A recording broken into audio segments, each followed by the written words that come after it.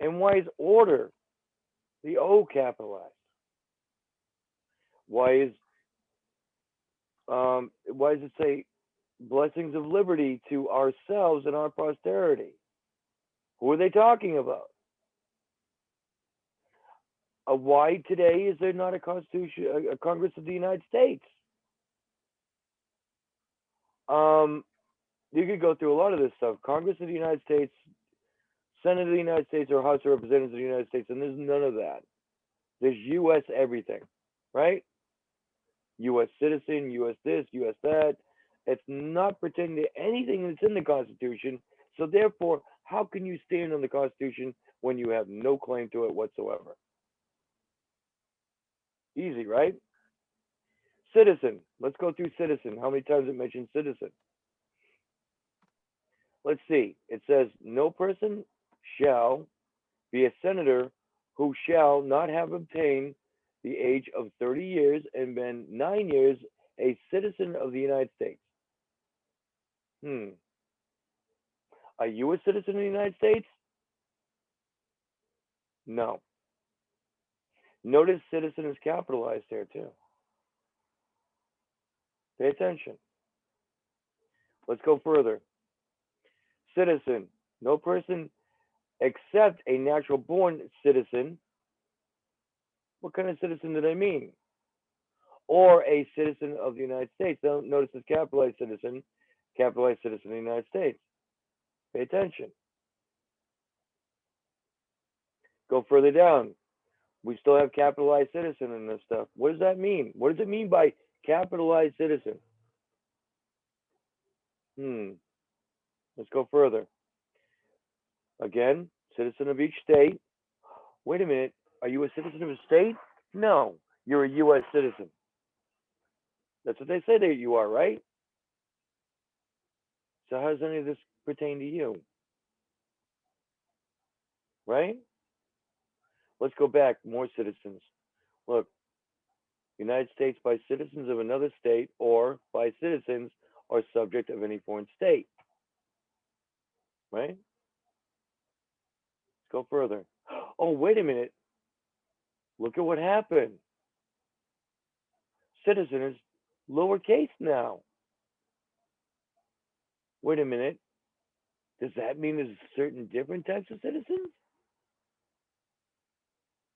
There's a citizen of the United States, but it's a lowercase c. Interesting. Why would it be lowercase? Lowercase citizen of the United States. I still don't see U.S. citizen, by the way. Uh, do you guys see U.S. citizen anywhere? I don't. Keep going. Citizen. Citizens of the United States. Still a lowercase c. Where have I seen that before? Oh, yeah. In the law of nations. They enjoy only the advantages which law or custom gives them. They're perpetual residents of those who receive the right of perpetual residence. And there it is. These are the kind of citizens with lowercase c of an inferior order. Hmm. Interesting, isn't it? So therefore, that's a different kind of citizen, isn't it? But yet they have the uppercase C if you go back, right? I go back further and we see capital letter citizen. That kind of citizen is a different kind of citizen, isn't it? The right of citizens in the United States who reach the 18 years of age or older to vote shall be denied or abridged by the United States state of account. Hmm, very interesting. Yeah, this is a really good document. Probably the best. Anyway, I did want to point that out, just so you guys know. That was one of the things I was going to come out with. And you can see it right there. You don't have to look much further than that. And you start to understand that they did this on purpose. And now they started U.S. citizen, which is a totally different thing altogether. Therefore, how can you enforce something you're not even a party to? They didn't make you a party to it. It's not your document. Pure and simple. But nobody wanted to debate me. So, Hey, Tom. This is yeah, Tom. yeah. Hey, this is Scott. I appreciate you getting in touch with me today. My question is if we're not a capital citizen, we're not a lowercase citizen, what are we? And what Inhabitant. inhabited? And where do we derive our independence from? From God? You don't. Okay. You don't. As an inhabitant, you're kind of more like a vagrant or a nomad, or the list goes on and on, right? Uh-huh. You're not really, because you're not a state citizen. Therefore, you have no state citizenship, meaning you're not part of any kind of nation whatsoever. Because each state is actually nation state, right? Uh-huh. Okay. So U.S. citizens reside where? Well, if you look up where U.S. is, or United States, depending on which one you look at, because U.S. doesn't even exist except for a military term, and but that would be U period S period, right? So if you look at that definition of United States, it says in the United States includes, and it says Virgin Islands, Puerto Rico, Guam, Washington D.C., et cetera, et cetera, et cetera. None of Okay. those are any nation states at all, right? Right. Therefore, you can't be a national unless you're in a state. Does that make sense? Yeah, so you want to be a national. Mm-hmm. So you want to bring yourself back to the United States, I guess. I'm not sure how you would term it, but You want to be back into the states where you belong. That's where you need to be. All right, because that those states are nations by themselves. They're individually nations, but united into one, right? That's why right. they call it United States, right? But Hmm. in the case of the United States itself, in this document,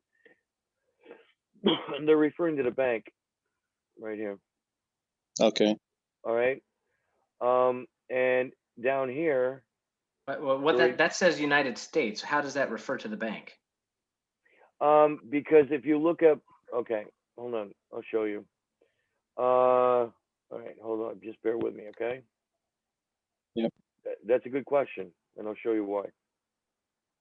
All right, so hold on. While Tom's looking this up, this is why when the Patriot community decides that they're going to protest that their constitutional rights are being violated, and the police announce that this is an unlawful assembly, please disperse. They're telling you that you're not part of it without telling you. Hmm. This is why the protesters are getting arrested. It's because it's an unlawful assembly, because you're not part of the body politic. Mm. So you're saying the intent and the motivation of the we the people is basically to set up a separate citizenship over another? I mean, Pretty much, it's for the prosperity of the officials that you guys voted in. Like okay. when you go into an election on the US side, that is your one day, supposedly your one day. And then once that's done, that's it. You have no say. You have surrendered your rights to them. Okay.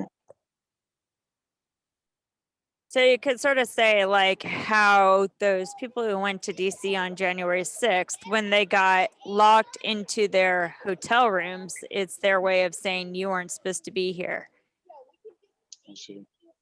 Okay, It goes a lot further than that. It goes a lot further than that, because DC isn't even even part of the United States. It is its No. own separate country.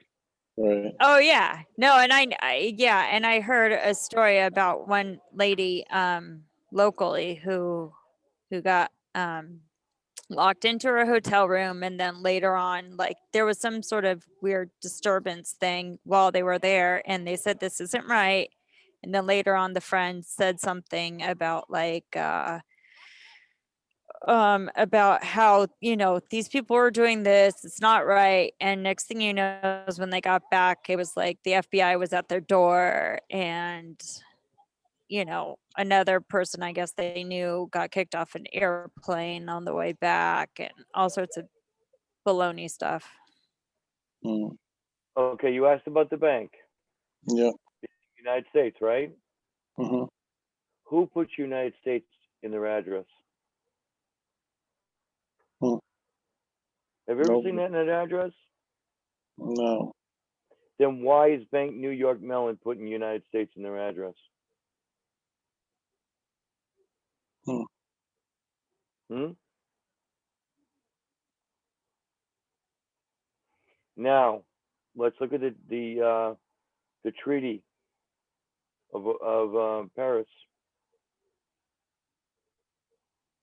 I'm sorry. So every bank puts that in their address? Is that what we're saying? No, nobody puts it in their address but them. Okay. Bank Except New for York Mellon. York. That's right, New York dot Yep. US. That's Yep. right. Tom's absolutely right. Treaty of Peace proposed to be concluded between the Crown of Great Britain and said United States. Talking about the bank. Mm. Gosh. And you see that? Yeah. The union in the Constitution that they're talking about, the more perfect union, was between United States and United States of America. That's the union right there. The more perfect union. Those two entities. So wait, what is the United States of America entity? That That's would be the Virginia Company. Oh man, I've been going down Notice this road for a long time. Notice how the Virginia Company doesn't exist anymore? Hmm. That's because it was renamed. Hmm. It's renamed to United States of America, and they put George Washington in that district. So the capital citizens are part of these two entities. Is that? Yeah. Okay. Yep. Okay. Yep. You see how that works? Yeah. So So would you when say? So would you say that was they placed us as like employees? yes, or subjects. The lowercase. Yeah. Well, it explains it well in the Law of Nations right here. Now, Yeah, why do I yeah, refer to the Law of that's Nations? good. You guys That's pretty know? clear. Why do I refer to the Law of Nations? What does that have to do with anything? Was it based on common law? No. Mm. Because that's what they all go by, right? All It- the countries. Yeah, it's what countries go by. Yeah. And you guys go look in your family court books. You're going to see how they talk about inhabitants or foreign. That's the only choices. There's no citizens. All right. Why do I talk about the Law of Nations? Let's take a look. It's in the Constitution. Let's take a look here. Right here. To define and punish piracies and felonies committed on the high seas and offenses against the law of nations. Define. Article 8. Is that what you're saying? It's not, is it Article 8? I don't know which article. Yeah, Article 8. Yeah, Section 8. Section 8. Section 8. Yeah. Thank you. The law of Uh-huh. nations is in the Constitution. Why would they put the law of nations in the Constitution? Because this is international, this thing. This is not even American as people are thinking, I'm thinking. Exactly. Yeah. The law of the land is the law of nations. And I've been trying to tell people that, but they don't listen. So the law of the land is universal, global, or it's not just America? Yeah, it's I mean, global. Even global, the UN is signed on to the Law of Nations, guys. Which means they're all subject to the law of nations. That's Right. right.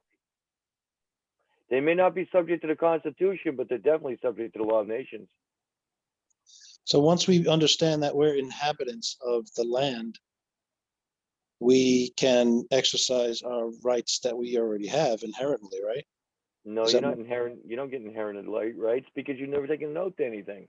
You've never taken an oath or affirmation to anything in your life, unless, of course, you were in the military. So you're just born free? Is that what we're saying here, or do? No, no, you're born as a subject. The best way I could explain it is that, for those that believe that there's a creator that created us, we are his creation. Typically, we are not saved until we're baptized, according to the Christian faith. That's a sort of oath. Oh no, it goes further than that. Who's the God of this world? Satan. Yeah, Oh, well, that's true. there you go. Ooh, that's powerful. Yeah. Thank you, Tom. So wait, I'm trying to understand, how do we get back to a justification to fight against in court, or fight against the civil, the civil All right. municipalities? I mean, where In do we our get case, this? in our case, we become American nationals. Now, that's up to you. Entirely up to you what you do. You got to make your decision on which side you're going to be on, obviously, right? Yeah. But we become American nationals here, which means we're a population of one in every one of the 50 states, right? Yeah. Which means we get delivered back onto the land through the general post office. Okay. That's how that works. We get see. delivered back on the land where we belong through the general post office. And now, because we've taken an affirmation, we have standing. And is this Then- valid? Is and this then we valid? sign In it. the, go ahead, Oh yeah, Tom. it's valid. It's valid in the Law of Nations. I mean, is it National valid in the law. enemy side? Yes, it's valid in law. Okay. Yes, I just went through their courts. They all recuse themselves so far. Yeah, they don't want to play with us. Nope, You there's- heard about the 31 judges that recused themselves over in Missouri, right? Yep. It's for something similar. Now Yep. let's go back to the Constitution for a second, okay? And we look at the signatures on it. Notice they're all encompassed in the state. You have West Virginia. You have all these, whatever, right? Delaware, Maryland, Virginia, blah blah blah, right? Mhm. G. Washington signed alone, right? That was Georgie. Georgie signed alone. There's his signature, and it's really funny how he did it. G. Washington, that's not his full name. And he put president and deputy from Virginia. Deputy what from Virginia? Please explain. Deputy what? But it's funny, if you add company on the end of that, it kind of makes sense. Deputy from Virginia Company. Wow, that's right. Deputy of a company. Mm-hmm. It was a company transfer. Imagine that. Yeah, he could not tell a lie, remember? So anyway, yeah, isn't that funny? And Excuse know- me, yeah, go ahead. Tom, will you put that back up? I want my buddy Brian to see that. Okay, hold on. I gotta find it again now. I just closed it. Sorry. No problem. Right. Thank you. He has never seen the Washington signature. I wanted to show him. Okay, Jay, you have a buddy. Hey, that Tom. is his signature right there. Hey, Tom. Yeah. When you have a moment, I know you have a lot of things up there, but you may want to show people the Dun and Bradstreet. I'll show that. I've got it. Yeah, hold on. Okay. Can you see that good enough? Yeah. Okay. All right. So it really shows you that he, first of all, didn't sign it with his first, middle, and last name. Second of all, he signed it as president, which was abbreviated, Presid, whatever.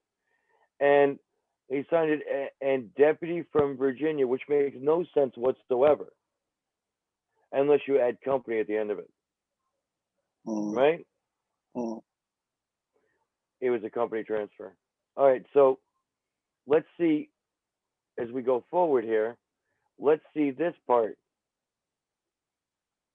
All right, pay attention. This is the executive order office of the United States government, subsidiary of the government of the United States, Washington, D.C., right? Barack Obama was in office, you know, the foreigner. Yeah. Enacted under Article 2, Section 1 of the Constitution formed in 1787. Business started 1787. Hey, That's a Tom. that's a Dun and Bradstreet report, ladies and gentlemen. Go ahead. I'm getting a lot of things in the chat as far as they keep saying that it's the corporation is bankrupt. What do you want to say to them about that? It is.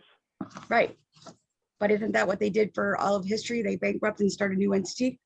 Yeah, because they always had too much. The money went too far in interest, and it buried itself. So they just opened another one though, right? Yep. You got it. Game on again and game on again. Yep. Okay, so Tom, you know my background. I'm actually trying to do this through a long process with somebody who is not. I don't want to mention here. I'm not sure if I should, but I would like to go this route. But You talking about Anna? We know yeah, Anna. yeah, that's right. I mean, I went pretty far with the paperwork, and I haven't completed it yet, and I'm trying to find out. Don't complete it. You're screwed up. All right, so let's go back. Let's go back to the Treaty of Paris, right? Now we know from history that there was this other thing that they never talk about very often, right? And it was called what? The Articles of Confederation, right? Heard about it? And they had a name in there, and entities mean everything when you're doing names. They had a perpetual union as well. See right here. So if they had a perpetual union, why'd they change it to more perfect union? What does that mean? What does that mean? I have no idea. That just doesn't make any sense. And yet, they had the Articles of Confederation that came out, and the style of this confederacy shall be the United States of America. That has never changed. So why was it 2 years later, the name changed to the United States of America? No capital T anymore. And they made the arch treasurer, after they won the war, they made the arch treasurer the king. Why would they do that? And isn't it funny that all the people that signed it were all Esquires? David Hartley, Esquire. John Adams, Esquire. Benjamin Franklin, Esquire. And John Jay, Esquire. What does it mean, Esquire? Lawyer. Yeah. Just below a sir. A sir lawyer would be a knight. A sir would be a knight. An esquire would be a scribe, so to speak. Okay, but they're signing squire because they're actually operating under the crown. Yes. Titles of nobility. Title of nobility. See, I think that's where there's a lot of pushback, is that we go back, you know, we've got it, our forefathers, you know, built this thing, and you know, we've got a right to it, but I don't think some of the right questions have been asked. Where did they come from, and what were they beholden to? Exactly. They're lawyers. The Esquire translates to it's a title given to someone who has the ability to practice law. But Masons. Yeah, I was and always taught that So wait, law these was are black and white. It's right or wrong. Where's the Not all practice of in them. that? Not all of them took that oath. Look up Lysander Spooner, as a matter of fact. He talked about the Constitution of no authority, and he fought him on it and won. And he fought him on not having a bar and won. He fought on him that they couldn't have a monopoly on the post office also. I yield. Do you see what's happening here? Right? I mean, I actually think I have the document from Congress on the Lawyers Guild, and it tells you right there with the crown. just look up any court papers that a lawyer signs. Usually it says Esquire. So can I ask a quick question here? What is this revolution all about? All these people that we see here are against the Brits and fought against them. I mean, what is that, a fake or? Oh no, they won, but they scooped in and took it over. In fact, I would have to say that Cornwallis said it the best. They basically set it up so whether they lost or won the war, they still win. That's what happened. What did Cornwallis say? Right there, right there. Oh, A is that the holy picture of it? war. Yep, a holy war will now begin on America.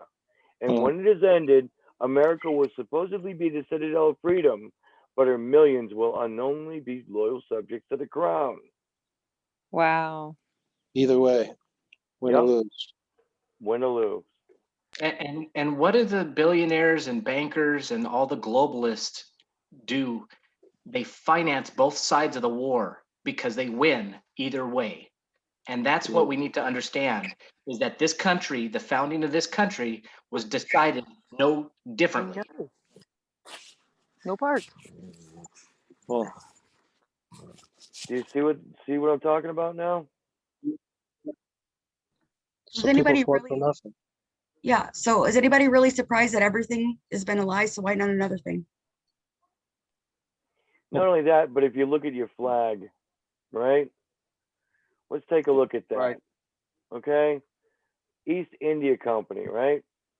Let's take a look at the British East India Company flag. They had a couple of them, and they have 1, 2, 3, 4, 5, 6, 7, 8, 9, 10, 11, 12, 13. 13 stripes. That was for the colony. Right. What a big lie that was. How come it looks so much like the American flag? Freemasons. Why does it look so similar to the American flag? What are the 13 stripes for? I don't know, but it doesn't really matter, does it?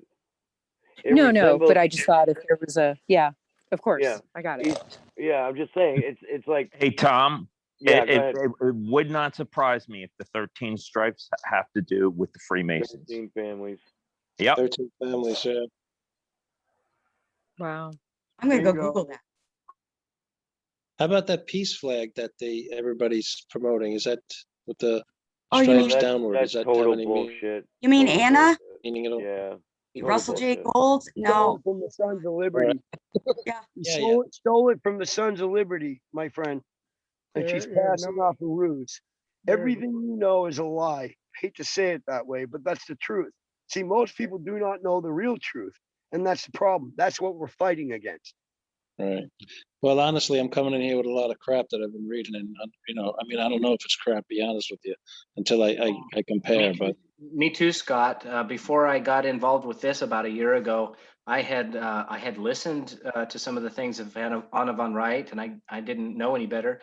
And then also Russell J. Gould, I thought was really convincing. yeah, But now that I've seen the particulars in the document itself, and then the supporting evidence around it, especially the signature of George Washington himself, there is no doubt that all of these other people are the false prophets that the Bible talked about that would lead people into disaster. Okay, you want to know where United States of America came from? Yes, Are you sir. ready? Are you ready? yeah. National Archives, right? Crown copyright. Are you watching this? Huh. In Congress, July 4th, 1776. Notice the stamp. A declaration by the representatives of United States of America. The is not capitalized because notice it's smaller here, right? United States of America in General Congress assembled, not in United States in Congress assembled, right? And if we scroll down here, we see United States of America. You see that? Signed by order in behalf of the Congress. What Congress? Look who signed that bastard. John Hancock. I don't see any state signatures down here. None. Why does it say president? John Hancock is the president. Yeah, isn't that something? Of a state corporation. Yeah. Now, they were all called presidents. New Hampshire's first title was president. They later changed it to His Excellency, Governor. That's right. That's right. I yield. Hey, can I say something real quick? Hold on 1 second, please. Hey, Ginger. Two dogs. Now Ginger. I'm in trouble. You can unmute. I got your message. 3 people can't get in. Is that what you're saying? Can you have them click the link that I sent you? I had one person get in. The other one, they sent me a screenshot, but hopefully I can get her to try again. Yeah, have her try again and I'll watch in case I missed her by accident. And then, okay, thank you. Sorry about that, guys. But this right here is signed by order. Whose order? Crown? The Masonic order. Either the Masonic order or the Crown. Yeah, one of the two. I see. Oh, I see. The order. And this right here is stamped Her Majesty State Paper Office. And if you zoom in on this, right? If you actually zoom in on this, you'll see that the letters are overlapping that seal. Wow. It's real Crown paper. Mm. You follow? Yeah. It was a takeover from the beginning. The people who signed the actual Declaration of Independence were killed, penniless, their farms and houses torn down, set ablaze by the British. Go read Shay's Revolt. That'll tell you a lot. That really turned me. I was in the Declaration right after. Wow. You see that? So the real Constitution in this matter becomes, you go back to the Articles of Confederation. This is the real Constitution of this land. The Articles of Confederation are the real Constitution. Yes.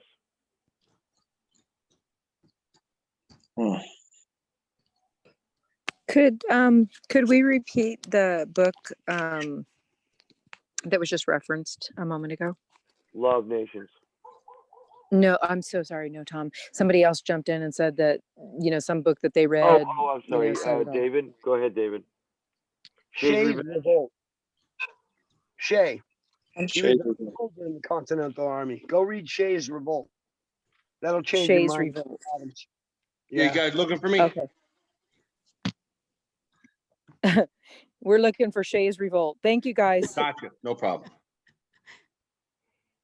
So you see this now. I want to explain this to you so you understand what I'm talking about. There are 2 different timelines, one with the Crown and the other with the actual colonists. But what happened was the Crown muscled them to make them sign everything away to the Crown. And that's why the Constitution came in. It had nothing to do with the people, only them. Once the war was fought, they were broke. They didn't have a bunch of money reserves, and to go up against Britain again, Britain still had all the money, even after the war. So if they didn't consign something, they were going to get it again. That's So right. Tom, what would you say when everybody said, well, it's all fraud, so it doesn't matter? Then you're just giving up. Mm. You know, those people didn't die for no reason. I do. Well, the love you people all. what had to leave office to go visit, you know, to take care of their families, right, and fight the wars. So therefore, they left the office open to let corporate take over, right? All we're doing is picking up that Mhm. that torch and keeping it lit. That's what we're doing. You can do whatever you want. We're Yeah, going to continue. we've had people try to set us right before in history. You can see it. It's just been short-lived, and we're not doing anything different than what's been tried before. But in today's society, we have a little bit better communication capabilities, so it's more possible than. Well, as long as it's today, we should do what is right. Some people know what the actual name of the Yes. country is. Isn't that interesting? The United States of America. Capital T, You know- right? Yep. Do you want to know why this was in there? Do you want to know why that name was in there? The word "the" is included. Well, I'm not sure what you're saying. The word "the." Yeah. Why was the capital letter "the" in there? Why? Capital T, yeah. Huh, maybe he was talking Yeah, about this not government. just US, the US. All right. First of all, it's under military occupation. We're under martial law. We've been under martial law for a very long time. Yeah. Right? Oh, He has the ability to treaty because it is under martial law, and he was treating with Mexico. He had to treaty as a country, not as a company. huh. A company cannot treaty. A country can. Mm. He knows what the name of the country is. So are we like if? But is Trump was Trump a valid president for us? I don't know. That jury's out on that one. Trump doesn't have an oath to have it a valid president. So no, he was not. Okay. None of them have the correct oath. So they're all frauds at this point. Notice he mentions in this tweet, U.S. That has nothing to do with the United States of America. Nobody even catches on to this crap. U.S. That's the military. And of course, United States down here, that's the bank. You think Trump is aware of this stuff, Tom, and that he knows this understanding? I think he does. Yes, he knows. Come on, he went to Fordham. He's a Jesuit. Come on. You don't think he knows anything about You think he, capitalization? you think he makes businesses mistakes on and- tweets for a reason? He doesn't make Yeah. mistakes on tweet. So it doesn't matter what Trump does. Trump has to come to this government to get a social compact if Yeah. he's really for the people, and he has not done that at this point. Now, could he ever? Yes, but he has to go through this government for them to exist. Because we have the meets and bounds and the general post office. Right. Well, this is why I talk with urgency, because I don't care what they do. I don't even know what they're doing. But for us, if we want to sway the rights or the power back to the people so that the people can decide, then we've got to learn this quick. Yeah. So you guys think that Trump is aware of this and knows that he has to come and do this, or is he waiting for a specific time maybe, or? Well, General Flynn's been bringing up a very prominent name in history, but he doesn't really put it in the context that you'd expect, because if you listen to his town hall meetings, he brings up one name consistently. Mm-hmm. Yep. Do you know what that name is? I don't. You wouldn't notice it if you didn't know. John Locke. Okay. At his town hall meetings, he brings up John Locke. Why does he bring up John Locke? He wasn't one of the colonists. I know a little bit about John Locke. I think it was economics. All right. An agreement people make among themselves to create a government to rule them and protect their natural rights. This is an essay that he wrote. Okay. To avoid a state of nature, people agree to give up some of their freedom in exchange for protection and security. Citizens consent to follow laws in exchange for the protection that these laws give them. Brandon, are you here? Yes, I'm here. Please explain. All right. Good evening, everyone. I'm Brandon Allen Anderson. I hold the office of Secretary for the Great Council of the American National Union of the United States of America. So speaking about John Locke, he wrote a book. It was called The Second Treatise. It was in 1690. That was before the Law of Nations came out. And starting out, he speaks a lot about the law of nature and the state of nature among people. And starting out here on section 4, to understand political power, right, and derive it from its original, we must consider what state all men are naturally in, and that is a state of perfect freedom to order their actions and dispose of their possessions and persons as they think fit, within the bounds of the law of nature, without asking leave or depending upon the will of any other man. Okay, so that's not happening today. It's they've taken a lot of that away. And continuing on, so natural law is basically the state that everyone's born into, born under God. Section 7, and that all men may be restrained from invading others' rights and from doing hurt to one another, and the law of nature be observed, which willeth the peace and preservation of all of mankind. The execution of the law of nature is in that state put into every man's hands. And you have to stop thinking of state, because I did this when I first started diving into this stuff. I thought of state as a metes and bounds, a place where people live and they abide by laws.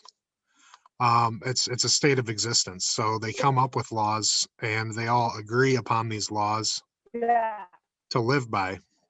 Okay, so it's not like a place. It's not a physical place. It's a state of being. It can be. You end up having a metes and bounds later. Put into every man's hands, whereby everyone has a right to punish the transgressors of that law to such a degree as may hinder its violation.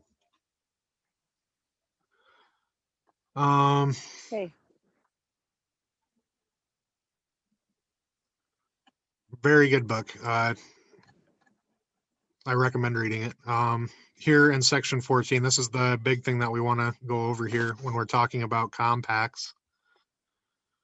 Section 14, it is often asked as a mighty objection, where are or ever were there any men in such a state of nature? To which it may suffice as an answer at present, that since all princes and rulers of independent governments all through the world are in a state of nature. Okay, so that's saying everyone's in this state of nature, no matter your position. It is plain the world never was, nor ever will be, without numbers of men in that state. I have named all governors of independent communities, whether they are or are not in league with others. For it is not every compact that puts an end to the state of nature between men, but only this one of agreeing together mutually to enter into one community and make one body politic. Other promises and compacts men may make one with another and yet still be in a state of nature. Okay, so even today, they're still recognizing natural rights when people have religious or conscientious objections to whatever they're trying to enforce. They don't step on that, and then the reason why is because everyone is in this state of nature still. So they abide by the state of nature. So speaking of the law of nations, which has been mentioned several times, the full name of this book is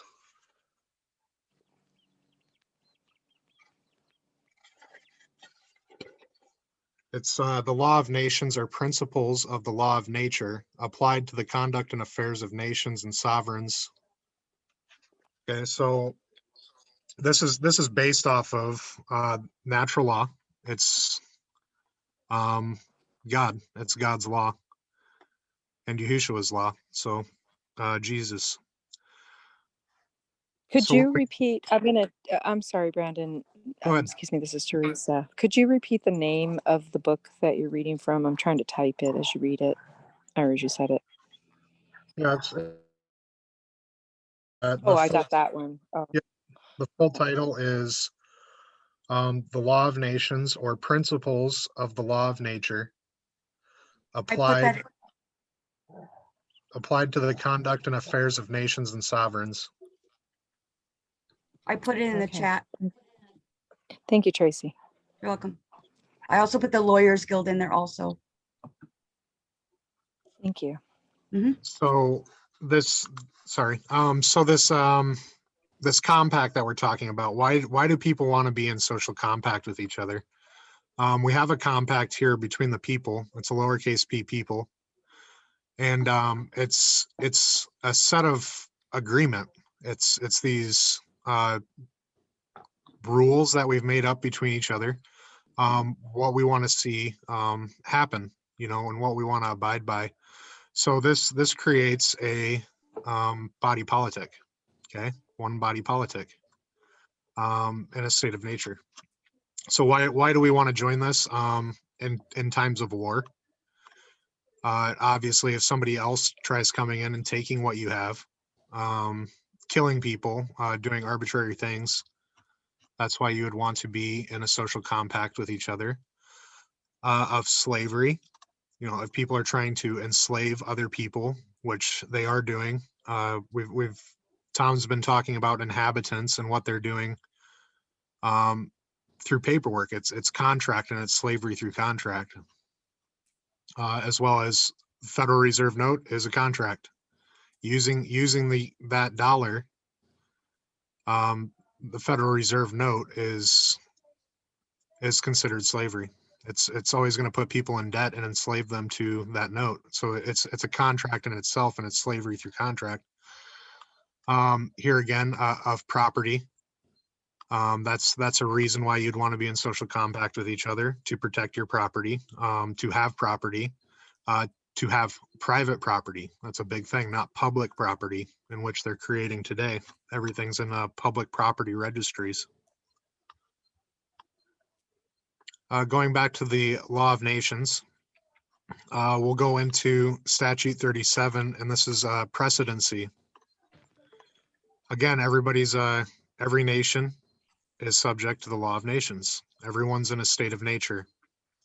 So, and since precedency or preeminence of rank is a prerogative, no nation, no sovereign can naturally claim it as a right. Why should nations that are not dependent on him give up any point to him against their will? However, as a powerful and extensive state is such more considerable in universal society, okay? So again, we see this word society, that's a people and social compact, okay? Then a small state, it is reasonable that the latter should yield to the former. On occasion where one must necessarily yield to the other, as in an assembly, and should pay it to those more ceremonial differences, which do not in fact destroy their equality, and only shew a priority of order, a first place among equals. So we're all equal in a state of nature. Everyone's equal to each other, no matter position. However, you take a first place among equals when you are in an assembly and when you are in social compact and in a society. So that's the big difference. The society. People can claim assemblies like Howard was talking about earlier, but they'll come in and tell you that you have an unlawful assembly. The reason why is because you're not in a society in compact with each other. So with that, I will yield the floor. So where does this all fit in? We start to see when we look at constitutions, I'll bring up some of them, where they actually have Bill of Rights and things like that they've marked out on this stuff, right? So you have Connecticut, right? Here's one. All men, when they form a social compact, are equal in rights, and no men or set of men are entitled to exclusive public emoluments or privileges from the community. I've seen that happen. You know, public emoluments and privileges. Nancy Pelosi, Chuck Schumer, Gretchen Whitmer, right? Kentucky. All men, when they form a social compact, are equal, and no grant of exclusive separate public emoluments or privileges shall be made to any man or set of men except in consideration of public services, and no property shall be exempt from taxation except as provided in this Constitution, and every grant of franchise, privilege, or exemption shall remain subject to revocation, alteration, or amendment. The question is, when you start to look at this stuff, when did you ever sign a social compact? That all government originates from the people and is founded in compact only and instituted solely for the good of the whole, and they have at all times the unalienable, you've heard this word before, right to alter, and the only reason why they have this right here, unalienable right, is because they have a social compact. To alter, reform, or abolish their form of government in such a manner as they may deem expedient. So if you had a social compact with the people that are in power right now, because they're not doing their job, you could get rid of them immediately. But since you are not in social compact with them, you have no right to do anything because they're on their own private PMAs. But I was taught in school that all I had to do was be born here. Oh, I know. Isn't that something? So Tom, are you saying the Capitol building, the police, the courthouse, they're all private memberships, right? Yes, they are all private memberships. Huh. And you're trespassing when you picket at their place of business. I wonder if that had something to do with why the judges recused themselves, just part of it, maybe. I wonder. Thank you, Tom. Here it is right here, guys. Right here. This is the Constitution for Connecticut. All men, when they form a social compact, are equal in rights. This is still in there. All right? You see that? Florida. Section 1, this is in the Bill of Rights, that all free men, when they form a social compact, are equal. Okay, so Social if we're not compact. in a social compact and we are assembling for these rallies, does that mean that we fall under a set of men which is not lawful to assemble? It's not lawful to assemble if you're not an actual assembly. You're actually playing assembly, but you're not one. Okay. Therefore, you are an unruly, unlawful assembly. Yeah, a malcontent few trying to sway the many. That's right. So you look like children to them, trying to interfere with their business, which is private, their PMA, right? How are you going to interfere with their business without trespassing? And so, and they can't sue each other, a private membership, only international can, right? Or nation-wide? Only a nation or a body politic has the right to do that. So guess what, guys? We could go after PMAs. That's why they recuse themselves from my court hearings and they are screaming like rats. Texas Constitution, this is in 2019. By the way, when did they ever assemble to tell everybody they could change the Constitution? They never did. Why? Because they don't have the right to tell the PMA, Private Member Association, not to do that, right? Yeah. Now, there's another thing that stands out here, and you'll find out what this is if you look it up. Republican form of government. That's not a republic. It's a Republican. That's what they set up with the Constitution. A Republican form of government, which means you elect a representative and they do whatever the hell they want to do. Right. Yeah, a power of attorney. And here we go. Here's Texas right here. Section 3, equal rights. All free men, when they form a social compact, it goes over and over and over again. And sometimes you look at a constitution like maybe the one in Washington where they actually leave out the social compact, but they say everything else. And Alaska. And Alaska, yep. So these people at these demonstrations demanding rights and, trying to push bills. They have no rights. Right. They're They an think they unruly do. mob of children. That's why that's the way they see them. Right. With no rights. None. Let's go back to the Law of Nations again, so you really get this clear in your head. Look Tom, at I'll what send you- you are. Inhabitants, as distinguished from citizens, are foreigners who are permitted to settle and stay in the country. Founded a society by their residents. You check off resident in your tax returns, your licenses, and all that other crap, right? They are subject to the laws of the state. This is being the bar state, of course, while they reside in it, and are obligated to defend it because it grants them protection. You must wear your mask.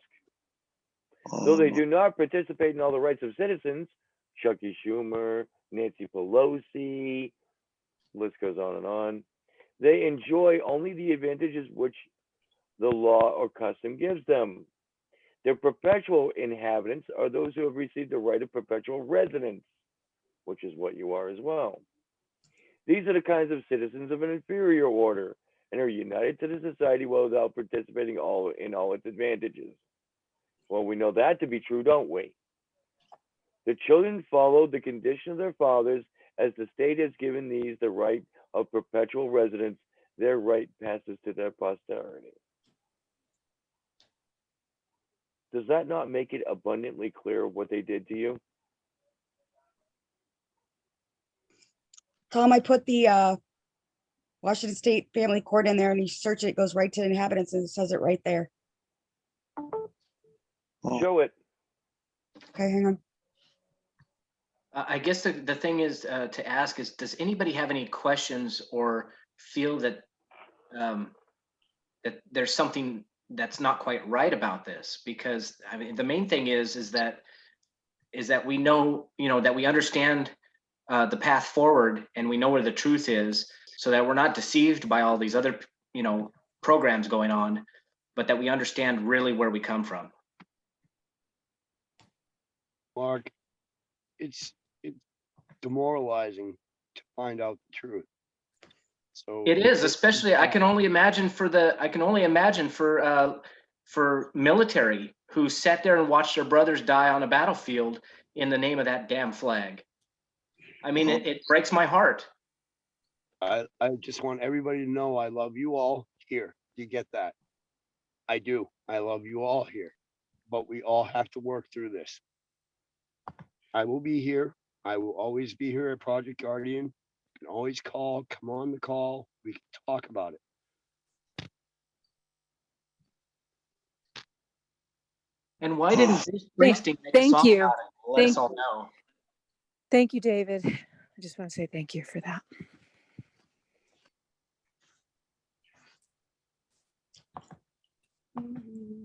Could someone answer the chat? David, this was under foreign right or jurisdiction, right? Let's see.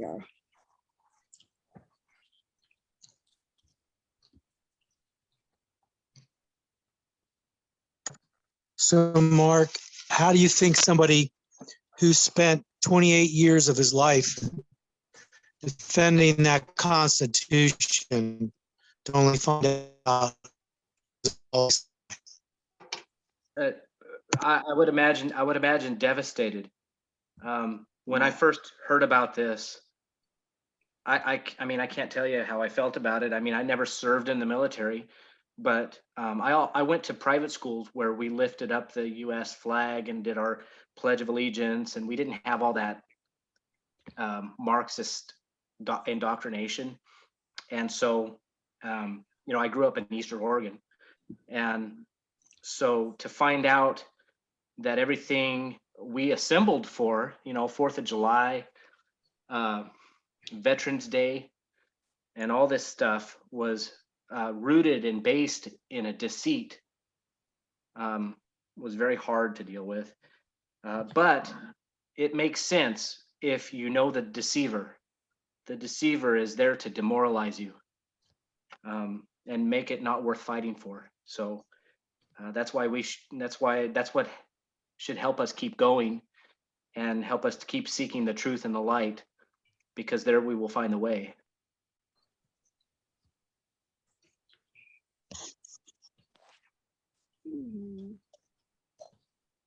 Where'd it go? Thank you for those comments, Mark. Thank you.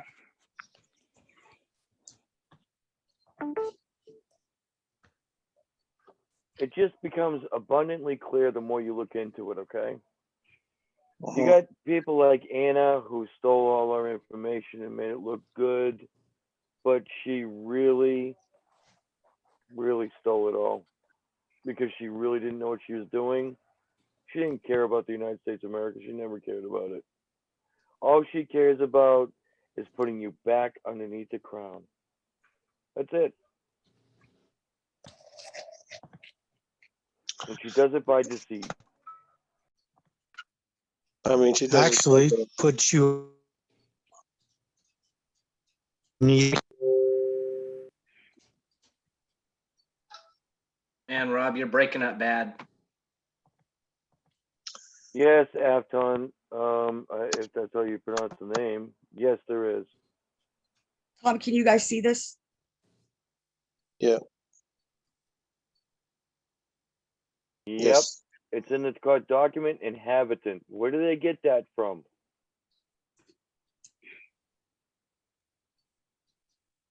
The Law of Nations. This is my family court document, you guys, right in their law book. Doesn't say anything about citizens or anything. It's an inhabitant or you're foreign. That is period. That's it. Which means that you are not equal to them. Right. Upon an individual by delivery. What do you think delivery is? Your person. Here we go. It's right in front of us, you guys. It's all in their law.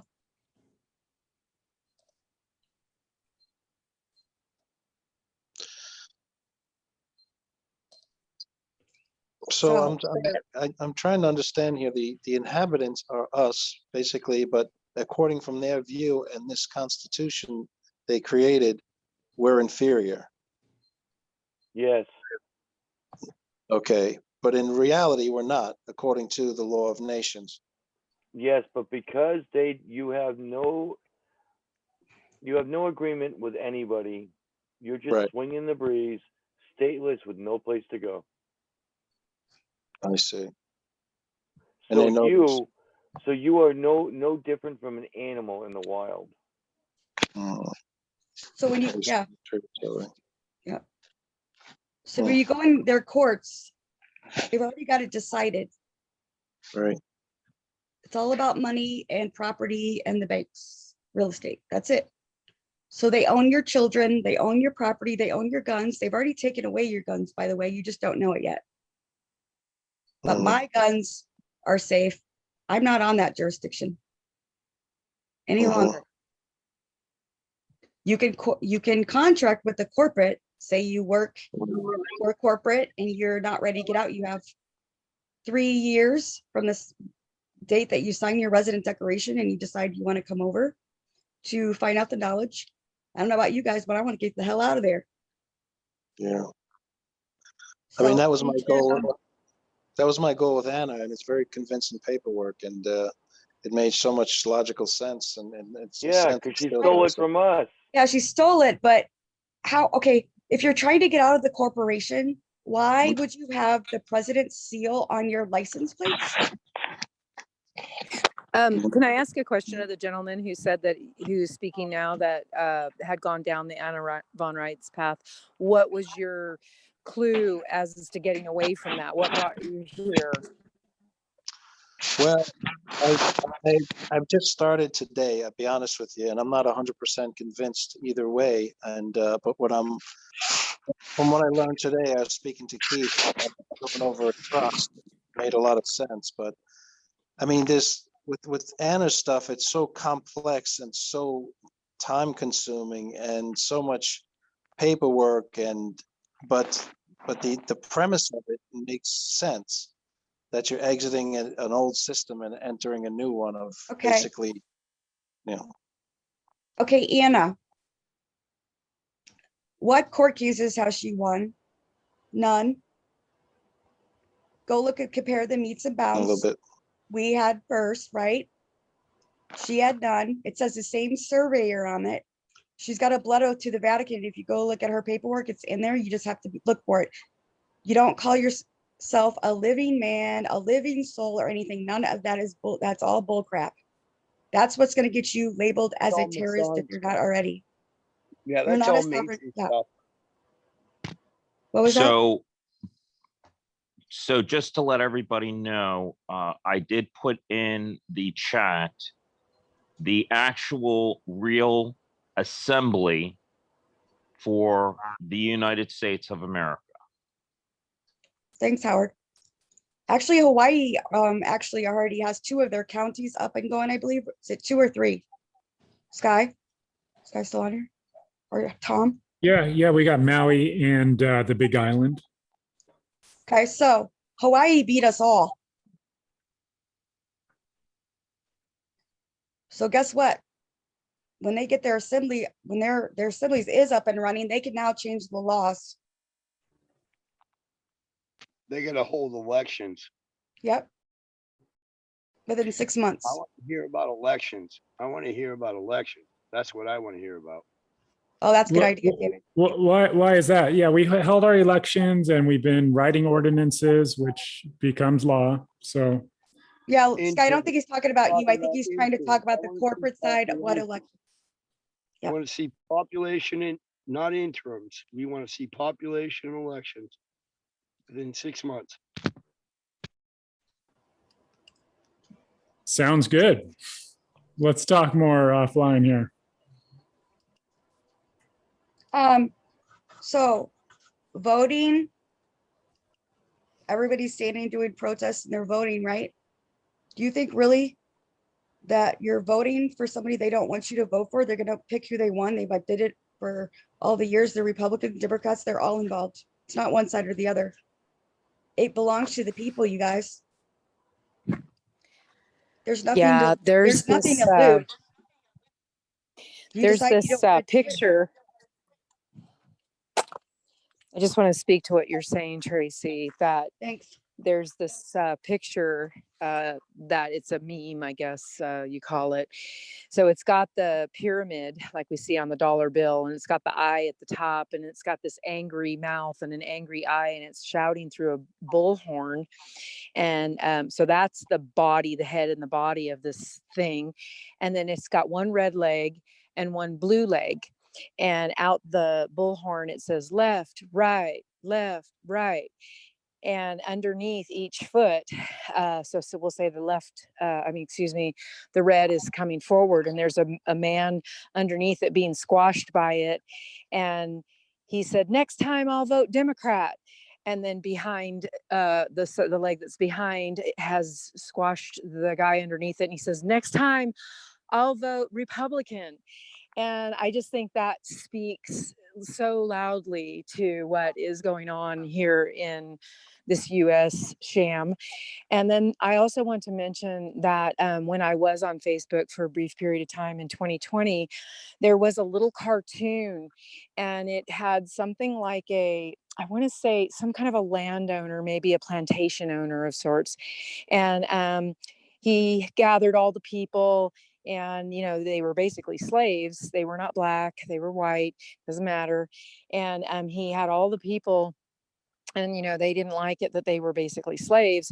So he concocted a way in which he could get everything that he wanted by making them feel that they had a choice. It was fantastic. And so they held elections, and I mean, it was a perfect expose of what we're going through. And I have dug, since I got off Facebook, I have dug for that. But anyways, if you ever see that, you know, bring that forward, because that's exactly what we're going through here in this charade. And I yield. Sorry, Tracy, for interrupting.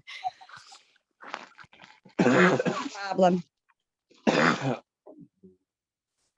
I was trying to bring up one of the court dockets that we just got this last week, and it will show you we have an international council and the judge recused himself.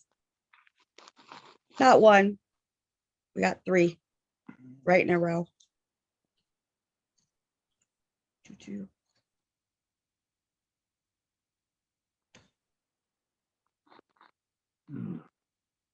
Greg, your mic's on. Oh. Sorry, thank you. I just gotta find out.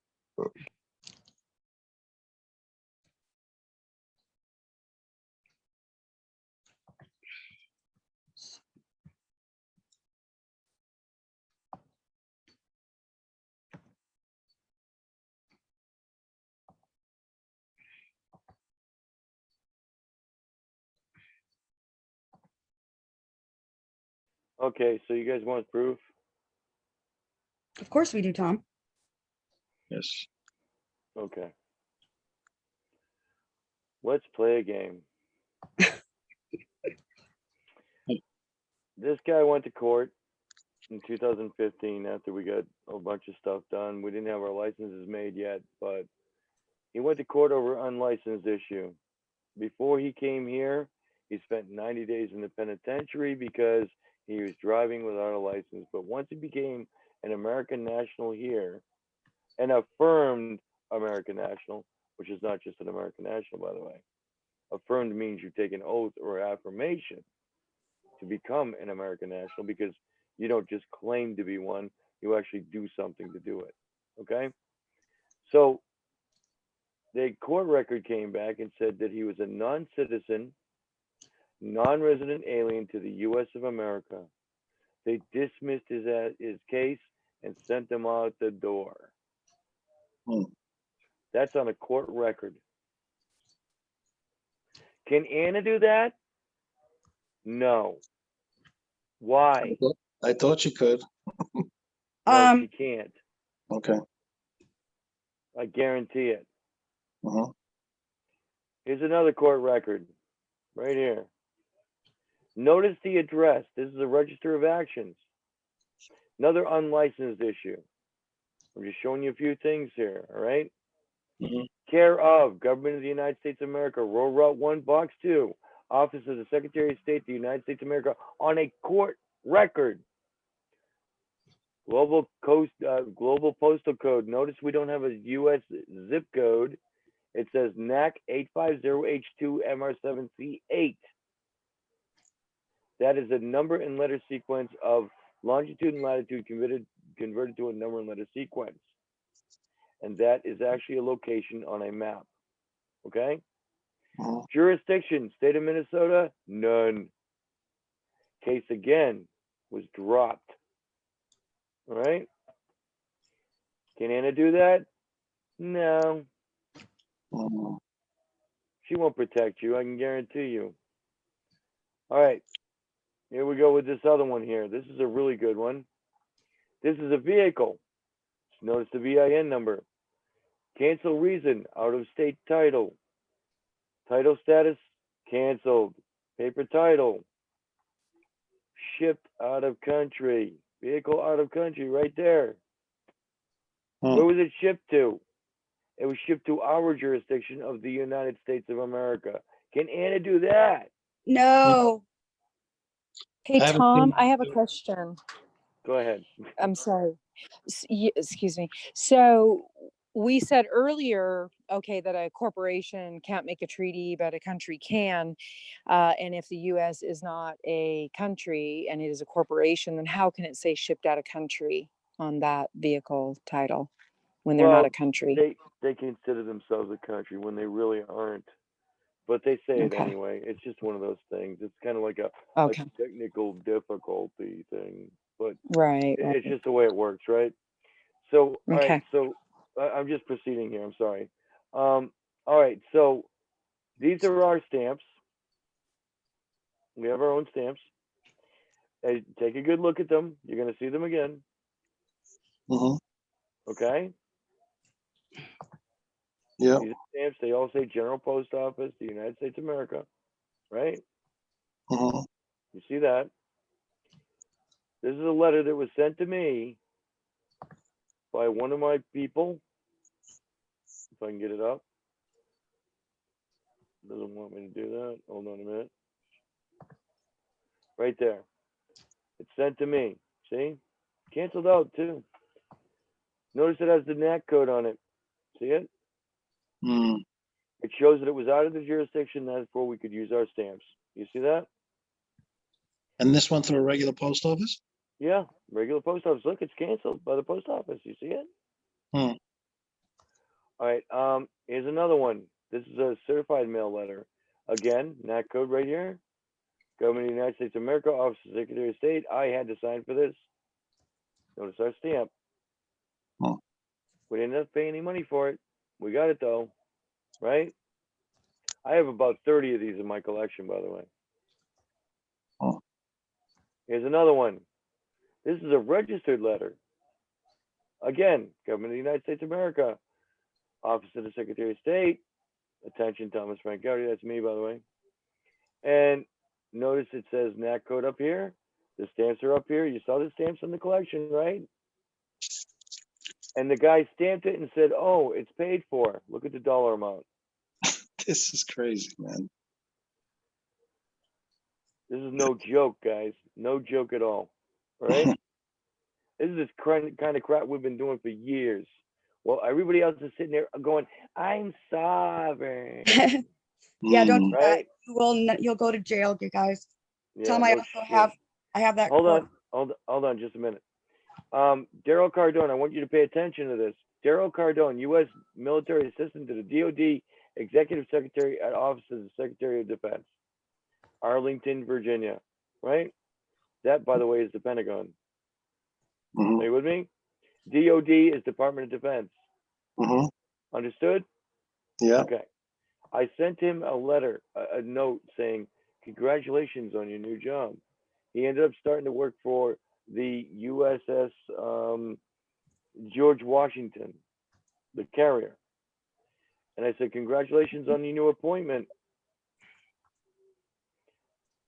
See, Daryl Cardone, Prospective Officer, USS George Washington, CBN 73 at, "Thank you, Mr. Secretary." Oh my gosh. Somebody that high up in that kind of office, when he left that office, thanked me. Before that, he was calling me sir. After that, he called me Mr. Secretary. They don't do that for a joke. This is their career on the line. So do you guys think Trump knows? You think they know? Yeah. Yeah. I think so. Absolutely. Wow. Tom, can you explain? I don't know if right now is the right time to break in, but Tracy mentioned don't say sovereign. Can you please explain to everyone why we would not want to do that? Yeah, because what they do is they put you under the Patriot Act, and then they can do whatever they want to you because they call But you a why are we domestic not? terrorist. Why are we not sovereigns? You can't be sovereign unless you're in body politic. Right. Mm. That is the sovereign. In the very beginning, when they formed this country, they decided they were going to create a body politic. Within the body politic, everybody had a social compact agreement together in unison, right? Mhm. And when they assembled together, they became the sovereign to replace the king or the queen, who would be the sovereign normally. Therefore, the assembly, when they are assembled, are sovereign, not as individuals. Once they leave that assembly, they're no longer sovereign. You cannot be sovereign as an individual, only as a collective. This is where we're getting so much contention in these constitutional enforcement groups, is that some people are very stuck on that premise that they have the power to enforce, and based on the fact that they've got inalienable rights. But I encourage them. I really encourage them. We do have rights if we claim them, and we have to first go through the action of claiming. We've never had to do that before because everything was done for us and they placed us where they wanted us. But one does not have a right unless he has an obligation, Mark. So go slow. Exactly. Hey, Tom, I'm gonna post in the chat the Pope basically saying that Lucifer is the light. So all of the Anna von Wright people who are following her, who is a agent for the Pope. That is what her documents actually say. This is what you're following when you realize it. Yeah, I seen a signature by her today. Okay, look at this video. This is nothing we've done. This is some other group that has exposed this of what the Pope actually was saying in Latin. Yeah, I seen the video. Hey, So if she is an agent for the Pope is under Lucifer. You're following the Antichrist. That's what's happening. You're being deceived by the great deceiver.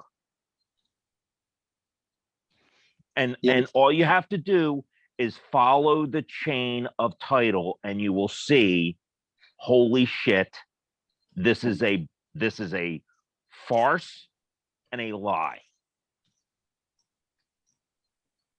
The people that actually have the proper chain of title, you will know when you do your due diligence and follow it all the way through. When you look at hers, you'll see that she stole our stuff. She's actually has a blood oath with the Pope, and now the Pope has actually said that Lucifer is God. The brother of Jesus, I believe. Yes. Yeah. Oh, Yeah. I think I have her blood oath.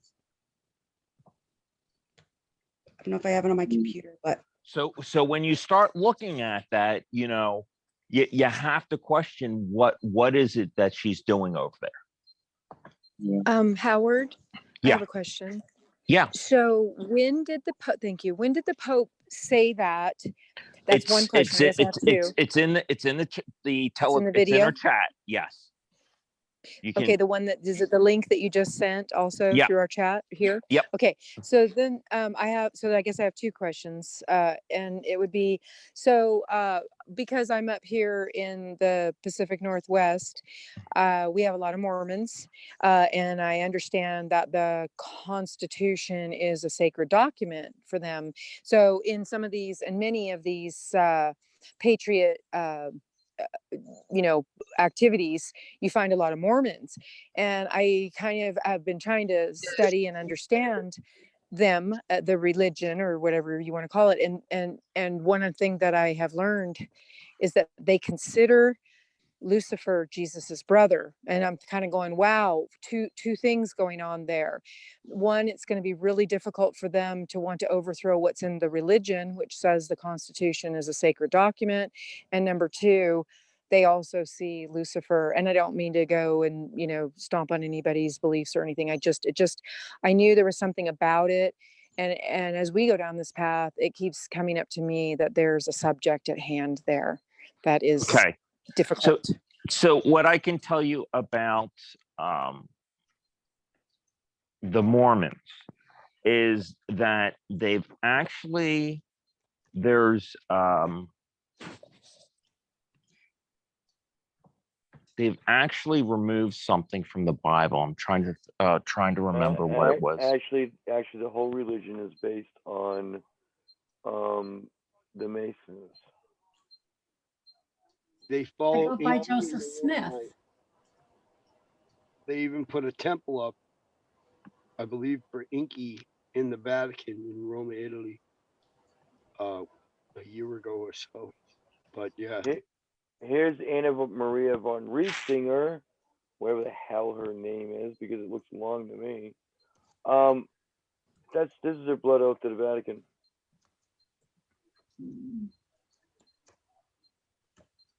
But you know, you can do whatever you want. You can go ahead and go with her if you like.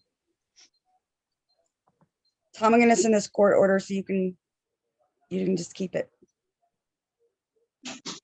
The funny part about all of this is, Tom, following what you just said, is you go ahead and follow her if you want to. And the true reality, and going to the first chapter of Romans, is many people do want to believe the lie. They do not want to face the truth or be held, I guess, accountable to it. So it's an appropriate and accurate thing that you have said. Howard, that link is not going to open for most people, or anyone who's not in that group. I don't know if you're able to put it in a different group, or you can copy paste that link within that group and then resubmit it directly.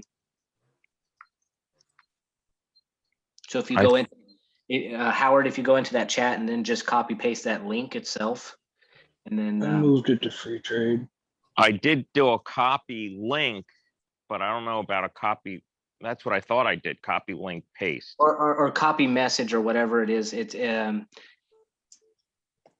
there's a way that you can copy it so that you can guide them to the chat, and then there's another way you can copy it and send it where it's just the link itself. Is that for Beyond Constitution? Which chat? It's actually It was policing, but it was originally it was from the media group. Yeah. I moved it to I free trade, it's though. been okay. For Relevant May intelligence. 12th at 12:12 a.m. Was that video added to T-Row? Not yet. Not yet. A lot of stuff coming in. So that video in Latin, my wife is Korean, and there was a video that Kim Jong-un was speaking in Korean, and it was interpreted as he was speaking about Biden. He didn't like Biden, but he liked Trump. I asked my wife to listen to it, and he said nothing of the kind. So, I mean, I hope, with the Latin too, that's confirmed, that's in fact what was said. I mean, I do believe, I know in his youth he was into Satanism, Francis. So, but yeah, just input. Tom, I put it in the chat. The easiest way, I know I saw it. Okay. The easiest way to get the country back to a nationality, which is what we really need to do, is to have a national currency. Now, this is lost through history because a lot of people don't know about this. But all the currency of the United States used to be national currency. See the top? Mm-hmm. And I can go through all these, and they have national currency somewhere on the note. National currency. Mm-hmm. You're using a Federal Reserve note. That's not a national currency. National currency. Even back when they were doing the Federal Reserve in the very beginning, it said national currency. You see it? Yeah. Look at, again, national currency. Mm-hmm. You see this? Federal Reserve Bank, but yet it still said national currency. Without a national currency, you have no nation. Is that understood? Yeah. So the very word nation, right, is in national currency. Understood that far? So what we did when we started this venture is we started creating what is called a national currency. We brought back the continental dollar, which is what the king didn't want, so he wanted gold and silver, and that's why it's in your constitution. Otherwise, we would have had our own currency. So you got to get businesses to buy into this currency, though, don't you? Yeah. Yeah. And Well, here's the thing. If we can get, I mean, and this is why we do this, is if we can just get some traction here, which I think we're doing actually. There's quite a few people that just since I've started that have come onto this. I think that it only takes a few community leaders to really push the crowd forward, because I know that so many people are fed up with what's been going on, and we have to have a path forward. And either we leave it in their hands to take care of for us, or we take it into our own hands. And that's the bottom line.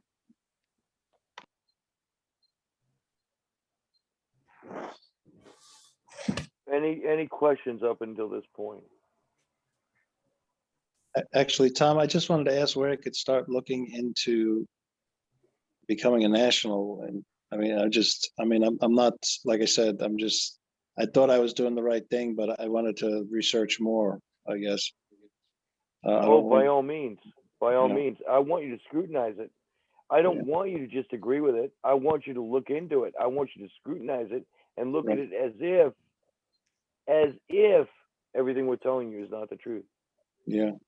The thing that gave the red flag for me for Anna van Retz is because her husband is a pedophile. And what are they trying to hide?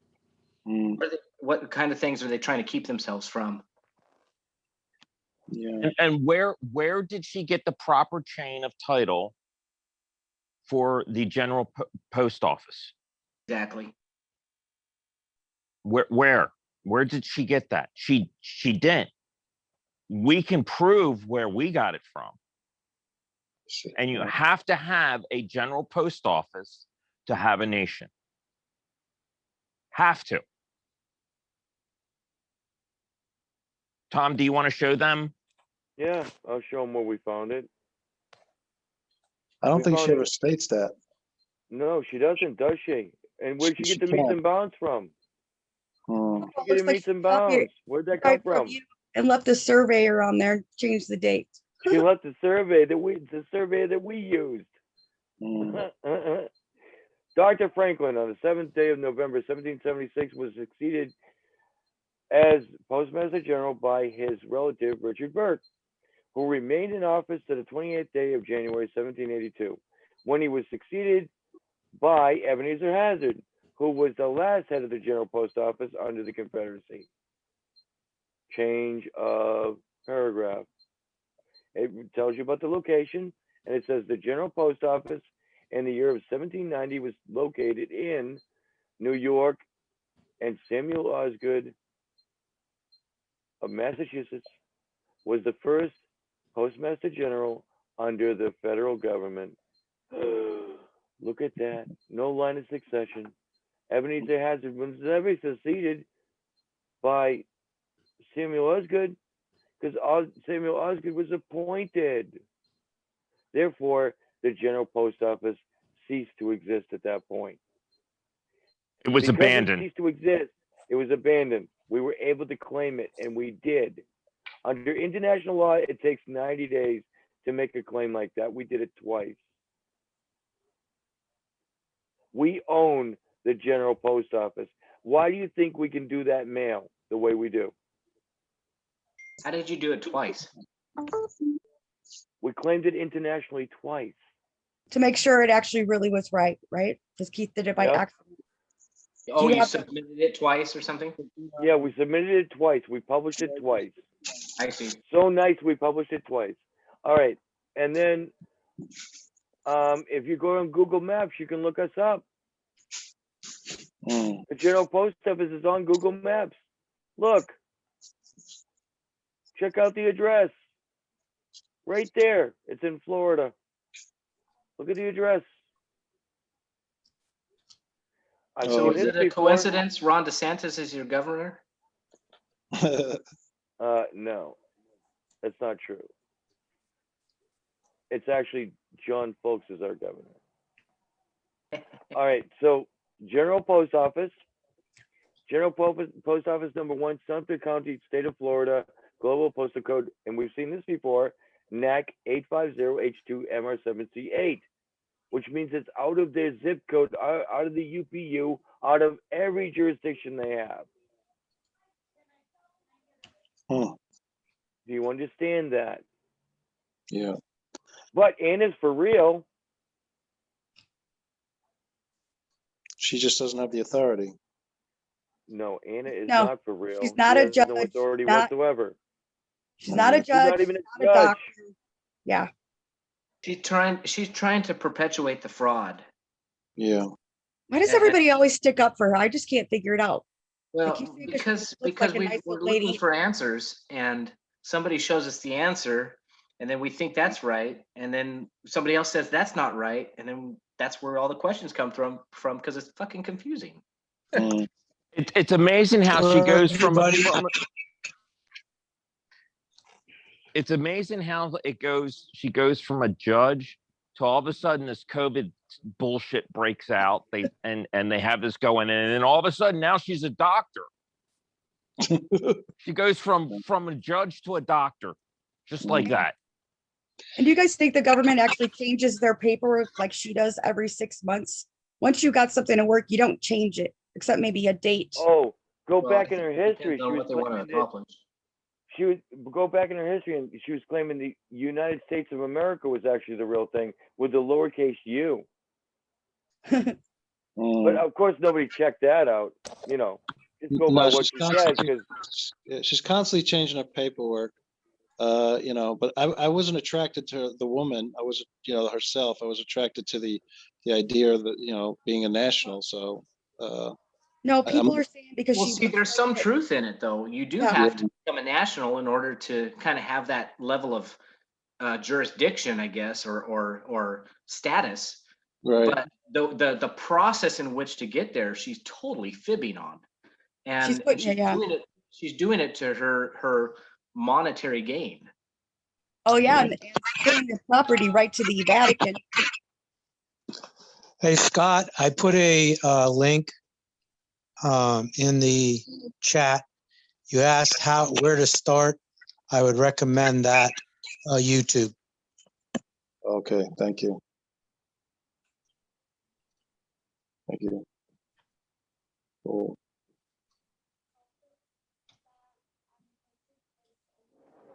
And the difference between us and her, she charges thousands and thousands of dollars to do your paperwork.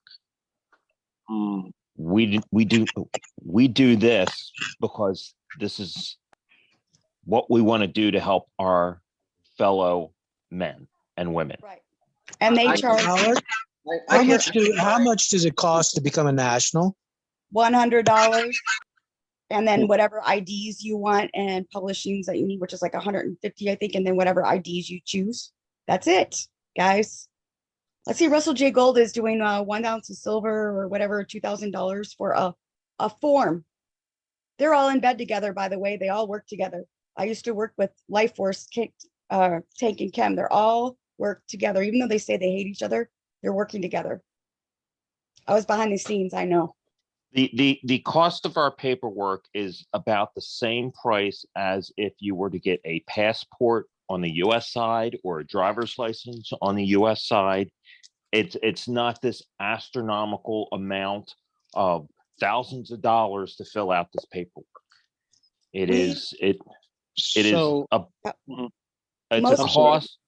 a cost to pay for the supplies and materials to get the stuff done. So to just guys, let you know, I'm in about $100 for notary, and also $35 for them to record it at their assembly, which I canceled at this point because I'm not sure what's going on. But why for a notary? What was the point for a notary? You don't need a notary. All you need is your certificate like birth. You don't need no notary. Yeah, well, I mean, that's what she's saying. She's recording it for the New World Order is what she's doing. I see. Yeah, so I think it was the next stage. Once you get in and recorded, they would come back with probably the $1,000 documents and this stuff to get you involved more because they were going Yeah. to sign you up. Yeah. You just put your house and everything else right back to the New World Order. Night, William. Night, Okay. William. But please, if you guys aren't sure to come over, please don't, because we can't hold your hand. We need you to, We're you trying know, to help. We're trying to help, Yeah. but you know, you don't have to listen to us. We could be full of crap too. But if you do your research, you'll find out different. I've been down quite a few of the rabbit holes because, you know, because in the beginning I was really searching for a lot of stuff, and it actually going down all the wrong paths has helped me recognize, you know, Yep. the real path. And that's, it's funny that, you know, you talk about out of unrest because, you know, I got suckered into the Russell J. Gould thing. Oh my gosh, well, I was yeah, I went around in a circle for a while too, but I can tell you with the family court case, you're very rare. Are you going to be able to get any judges recusing themselves? Well, see, that's the thing is once I started really digging into this and you opened up my eyes to actual law and that it is the syntax, it is every, you know, whether it's a capital letter or a lowercase letter, all of that stuff matters. And I do understand that level of detail when it comes to legal issues. And that's how they have created this country, is under this legal guise of freedom. But on the other underbelly, it's been there so that they can pretty much do what they've done to other countries like Africa and just pillage all the resources. So does anybody know what kind of courts we have here in the United States? What kind of courts do you guys think we got? Somebody else can answer that question, but I mean, they're run by the Vatican, aren't they? well, we got, people think there's constitutional courts and there's common law courts. So Tom, what do we say about that? What kind of courts? They're all private membership associations. The bar itself is an common law. association, right? Yep. There's no So common law. therefore, there's no common law. No none of that crap. No law of the sea. Why no do you think they won't let? jurisdiction? No soil jurisdiction. None of They that. don't even allow you to take the Constitution in. Remember how Bundy was trying to fight with the Constitution and he got trespassed? That's Wait, because why it's is a there no private maritime? court. Where's Because that? it's not about maritime law. Period. No, they're private membership associations. All right, look, I can prove that to you. You want to see it? Oh yeah. Of course. yeah. Oh yeah. Of course We you see do. that fringe on the flag, and that's maritime. That's you know, that's Well, it's military. They're under. It's that's under. We're under military. below. No, it's under martial law. Yeah, it has Yeah, nothing to do with maritime. but That's the a Navy- Oh my God. and all that stuff. U.S. Supreme Court. Notice it says U.S. Supreme Court. And by the way, in the Constitution, it says the one Supreme Court, right? We are a privately held company in Washington, D.C., proudly doing business for 228 years. Privately held company. Well, Hello?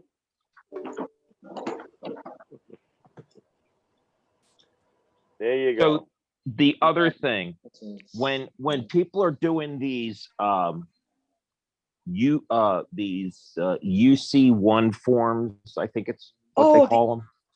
Is that the UCC forms you're talking about? Yes. Where they're going to try to get the Vatican trust? Yes. And we had, Copyrighted. yes, and That's- actually, what's his all name? their stuff is actually copywritten material. So when you fill out those forms, they can come after you at any time they want for copyright infringement.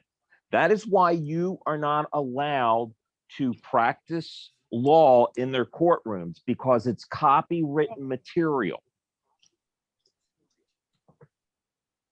Here, that's a perfect time. Check this out, you guys. Speaking of the courtroom, Jason, are you there? Or David, are you there still? Yeah. Yep. Can you guys, I don't have the last one we just got, because I didn't get that email because he only sent it to Jason, but anyways, let me hide this stupid thing. They, Okay, you can Timberlake explain. only sent corresponding emails for the court dates. Okay, yeah, I didn't get that, but that's okay. I just wanted to show where they recuse himself. This is the second judge that did. And then where Jason, you are listed under counsel. And Jason, are you a bar member? Nope. I'm not a bar member. David, were you a bar member? Was I a bar member? No. You see how they have counsel right there. They recognize it because we're in a different jurisdiction. But they misspelled my name though. They said Wesley. Yeah, I see. Maybe they made it different on the next one. I don't know. They do a lot of, my name's wrong too, by the way. It's been wrong from day one, but that's okay. So 3 in a row, guys. So we'll see. We already got our next step. So I wonder if they're doing that deliberately because they're afraid with the liens that we have on our names that we would lean them up for using our name without permission. It's called liability, my friend. yeah, it's called no oath, kidnapping, the whole thing, right? So it's called and not in their jurisdiction. Let's get to that lawsuit for sure. So, it's $44 million. It's at the top of Washington State. So Washington State is not doing very well right now. They're scrambling. Oh, let's see. We sent for their financial records. Oh, by the way, I couldn't even get any records, right, Jason? I couldn't get any records at all.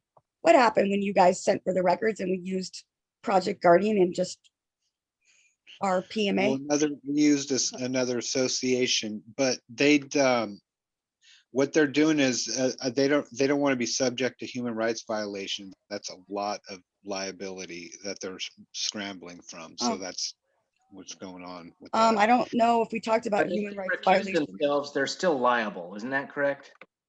Yes, they are. Okay, guys, we have 4 courts here. We have our General Postmaster Council. We have the Great Jury. We have a Human Rights Tribunal and also a War Crimes Tribunal. All those courts that we have are recognized by them. Yes. And the only reason we're going in the de facto right now, because we're just doing it as an experiment, kind of, sort of. And we're winning. We flex our muscles a little bit and it's a lot of fun. We If you are want to having a have good fun and get tired of getting chased by your tail, then this is the place to be. We But have if you to want to test just it chase your because- tail, just stay with what you're doing. Yeah, we have to test it because there's a lot of people that are really afraid of getting targeted, and they have a big mechanism for targeting us. I mean, I wouldn't have jewelry around my ankle if it wasn't true. This is really a big thing that they don't want us to know or deal with. So we have to test this in a court of law and let people know and give them confidence that the law will stand. Yes. So we're hitting Washington State on one side and the other and right in the middle as we speak. So that being said, I just start watching the states. We laugh, we have a good time, we're not angry, and we get shit done. And we can talk all night long. We're a dysfunctional family. We all love each other, though. We help each other. But we need people that are leaders and to help do this. We can't do it alone. They're already playing chess moves to the New World Order. We have the opportunity to work this over in some of the most hostile states, and I think I would rather go to where the fight is than stand back in the background. So I'm in Washington State, and I'm looking forward to other patriots who step up and start making this happen. And let's get a county going, and let's start getting our things corrected. If for nothing else, let's do it for our children. there is a way out, and we just need to open up the door and go through. You don't, yeah, stop hiding. All right. Everything's As far public. as we're concerned, we don't even want to micromanage your assembly. I don't have that you time. make. They don't We have don't want to time. micromanage. We don't want to do that. So you'll have more power than we have as a national government here. The people have the power. It's up Trump to keeps telling you that, right? to take that control of your own and do it on your own so that you can flex your muscles just like we do. And we really have a good time doing it. It's a lot of fun. I'm telling you. I've been here for over 7 years and I've seen miracles happen that I've And we have never seen happen anywhere else. We have the Continental Army, which is international, even though they technically don't even have a jurisdiction because they don't have anybody in office. And they can't even make up their oath. The only people that can give them the oath is over here on this side. All right. Howard, would you like to do a little bit of a presentation on PMAs, please? Sure. So I have my daughter into a private school, and the private school is the wealthiest private school in the United States. She was able to get in there because my family makes under $50,000 a year. And as a result, any child that's family's making under 50,000 qualifies to be able to go to this school. She wound up getting in, and everything is completely paid for. She actually lives on campus. They actually pay her to go to school there. When she graduates, she will receive around $98,000 for her to advance her education. That money specifically to be used for college. Everything is completely paid for. All of her medical, all of her clothing, all of her food, everything's covered. Now, with that being said, the paperwork that they had me sign had a clause in there for vaccines. And it's not that I am a anti-vaxxer. If I think that a vaccine is worth taking, I would take it.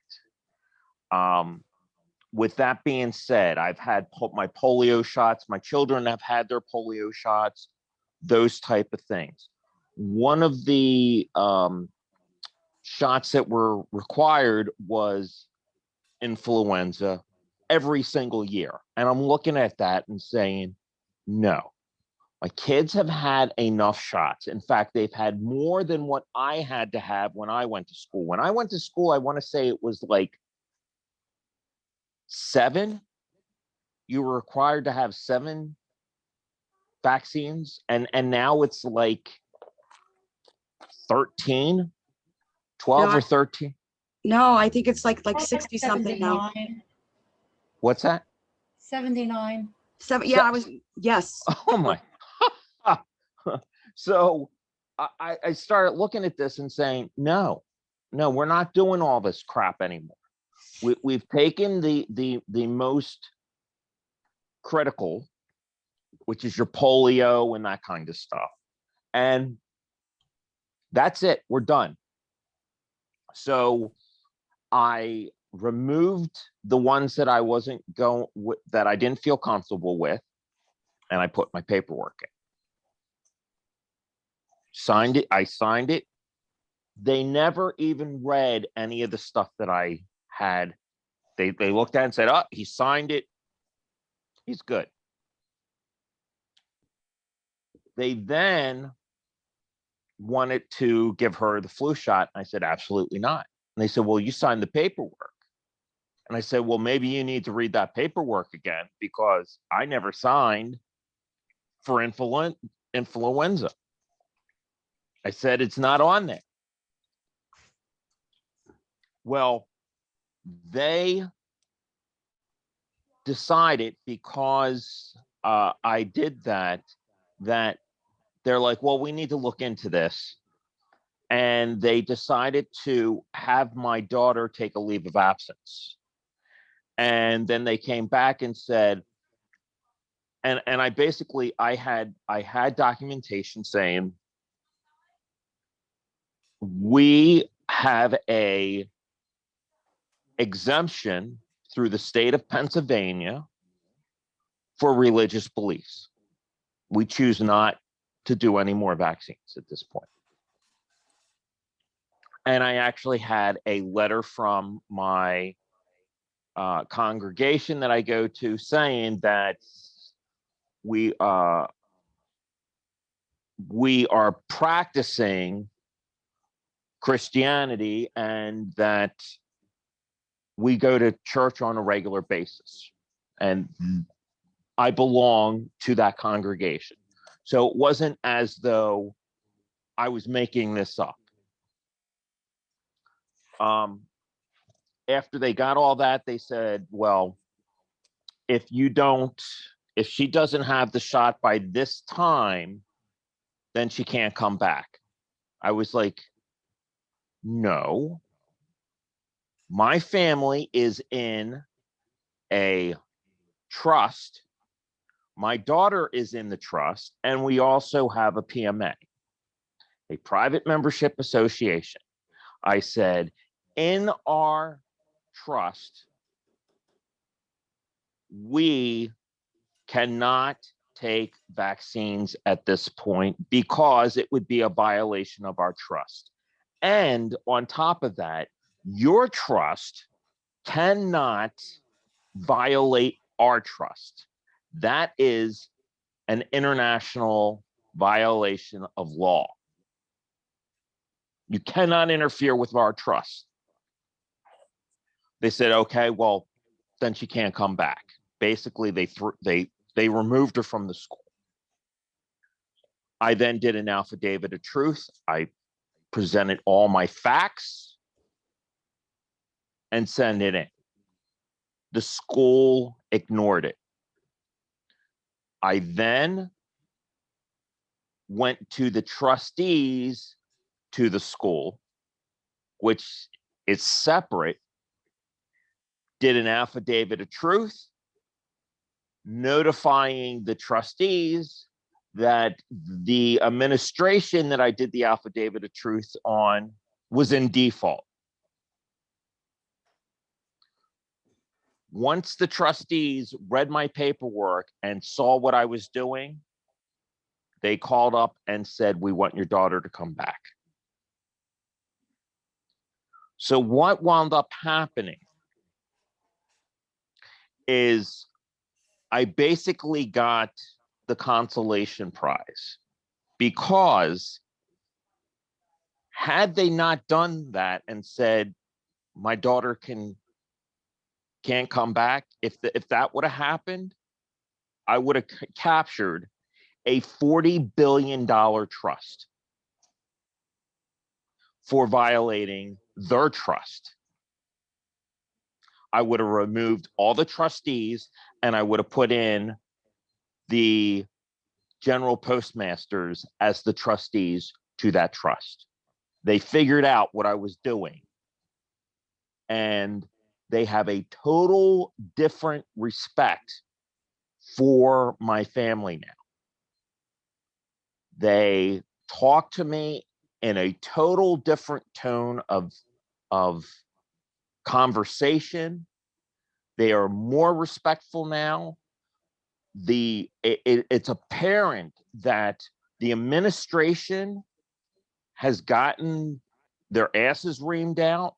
They can't figure out how I am doing what I am doing, the administration for the school, but I know that the trustees know what I was doing. And that's why I was able to get my daughter back into that school.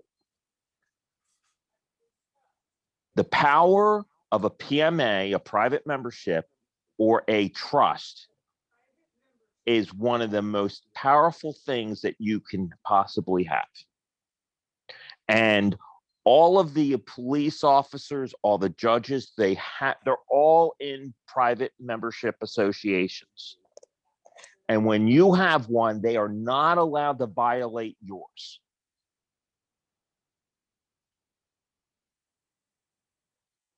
Their Any trust, questions? yeah, their trust cannot force a non-negotiable contract on anybody, whether it's another trust or not. When they refuse to allow you to negotiate it, that form became illegal. It's a contract of force. Yeah, they're still honorable in that, where if you make claim, they honor it, but at the very get-go, they take advantage of ignorance and they basically Absolutely. claim you. Yes. You know, for That's not true. because you haven't stepped forward and claimed, or your parents haven't stepped forward and claimed you, they claim you, and that's where they get in at the very beginning, and man, it's really powerful. So to ask this is a question is, so if in a court situation, you just present your trust, is that how you get out of that, or that their trust? I actually do the PMA. Like when I'm in a courtroom, I'm actually filling out my paperwork PMA. Okay. Okay, I don't understand a PMA that much. At the trust, I understand better, but PMA, I'm just kind of reading about. So what I can tell you, if you understand trust, okay. So when you have a trust that gives you one arm length away from liability, by putting a PMA into the trust and you are the PMA, you're now 2 arm lengths away. The more layers you have, the better. I'll show you guys something. It tells you, right? If you Google it, it will tell you that. Let me share the screen real quick. For those of you CPS, we're having more on CPS tomorrow, but for now, I'm just going to bring this up real quick and show you guys. It's not up and running, but it should be ready tomorrow. All right. Project Guardian is a PMA. We set this up to help protect families while they're going through the process of getting their kids back, as they're going through emotional problems. And a lot of times when you're going through emotional, there's a lot of information that you're taking in, that it's a lot of information to learn. So we're going to help them through it. And hopefully at one point they'll want to come over to the government, but at least we can protect them in the PMA. So if you guys, where it says about, as a member, you're not under the jurisdiction of the state, local, and federal government laws and regulations. The exception is being when a private membership associate's activity presents a clear and present danger. Okay, right there, it's telling you you're not in their jurisdiction if you have a PMA. But if you do no, as long as you do no harm to others. So if an officer or CPS came to my door, does anybody know what you'd say, or open the door if you're going to open the door? I'm sorry, you're not a member. Goodbye. So a few years ago, I had an issue where my daughter was, basically they said, if you don't commit her, we will come by force and take her. Yep. So I see. So I could claim trespass on my property, basically, or the trust property, if I put my daughter in the trust. Is that? Yes. Okay. You have to claim your daughter, and then once you've claimed your daughter, yes, and then you'll need a PMA though first, or that it's not Yes. going to work like you want it. Okay.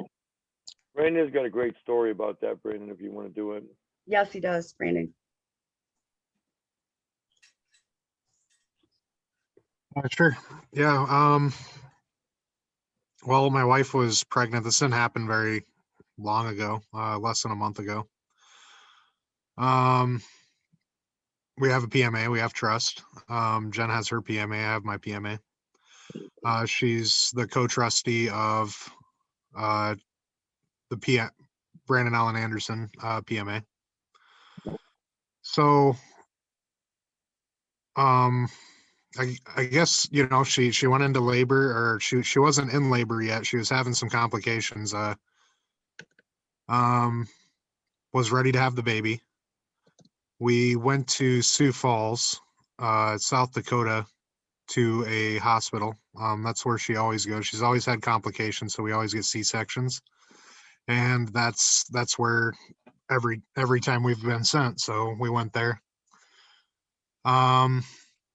Getting there, obviously they have mask mandates going on. Knew we weren't going to get past the front desk without wearing a mask, so put on a mask. That's not the hill I wanted to die on, so to speak. I wanted to get in there, and we wanted to have this baby. So Brandon, the hospital is what? It's not public, right? It's a PMA. Yep, it's a private association, and I'll get into that in just a second. They called me a particular thing, which is pretty interesting. That's when I was like, oh, okay, I get it. All right, this is what's going on. So we get up to the delivery floor or whatever, the unit, and they're giving us paperwork, right? So I start reading through, and what it's doing is they want the obligation of the health of the wife, the woman and child, right? So I immediately spotted it. I was crossing it out. Went further through for payment and things, and crossed certain things out, demands for US currency and things like that. Handed it to her, she signed it, everything was good. I handed them some paperwork from the PMA that had obligations. It was proof of the obligations that we have towards our family and the health and welfare of the family. So we were then brought to the room where, you know, it was just a hospital room, and we took off our masks. The nurse got upset and told us we need to have our masks on at all times and blah, blah, blah, if we're in the hospital. And I told her that's not okay. I said, my wife is having problems right now and complications with the birth. You're depriving her of oxygen. You're increasing the levels of carbon dioxide within her bloodstream, and she's having complications. It's not okay. You're going to suffocate her and the baby. She got angry, left the room, kind of stomped out. It was pretty funny. So she comes back in later and points at me, and she's like, you need to have a mask on. She's okay. She doesn't have to wear one. After I had said that, you know, and I was like, all right, whatever, I don't care. I'll put on your freaking mask. So I put on a mask. So later, like during that time, they went back and looked at the paperwork. They saw that I crossed stuff out. And I told, well, why they went and looked at it is I told them that they didn't have the obligation to treat me medically. I didn't sign any paperwork with them. So they can't treat me medically and deem me as sick to wear a mask. So she comes back with this paperwork, is trying to force Jen to sign this paperwork. I came back at her and said, you haven't even looked at her. She's having headaches. She could have high blood pressure while with this baby. She said, it's not an emergency situation, so we can leave. I said, no, this is an emergency situation. We're here for a C-section. You've checked her in for a C-section, and that sounds like an emergency situation to me. And they started talking to lawyers. They said, well, we're going to go talk to our lawyers and blah, blah, blah, all this and that. I told them that's fine. I said, go ahead and send them the paperwork that I've provided. It's in the file.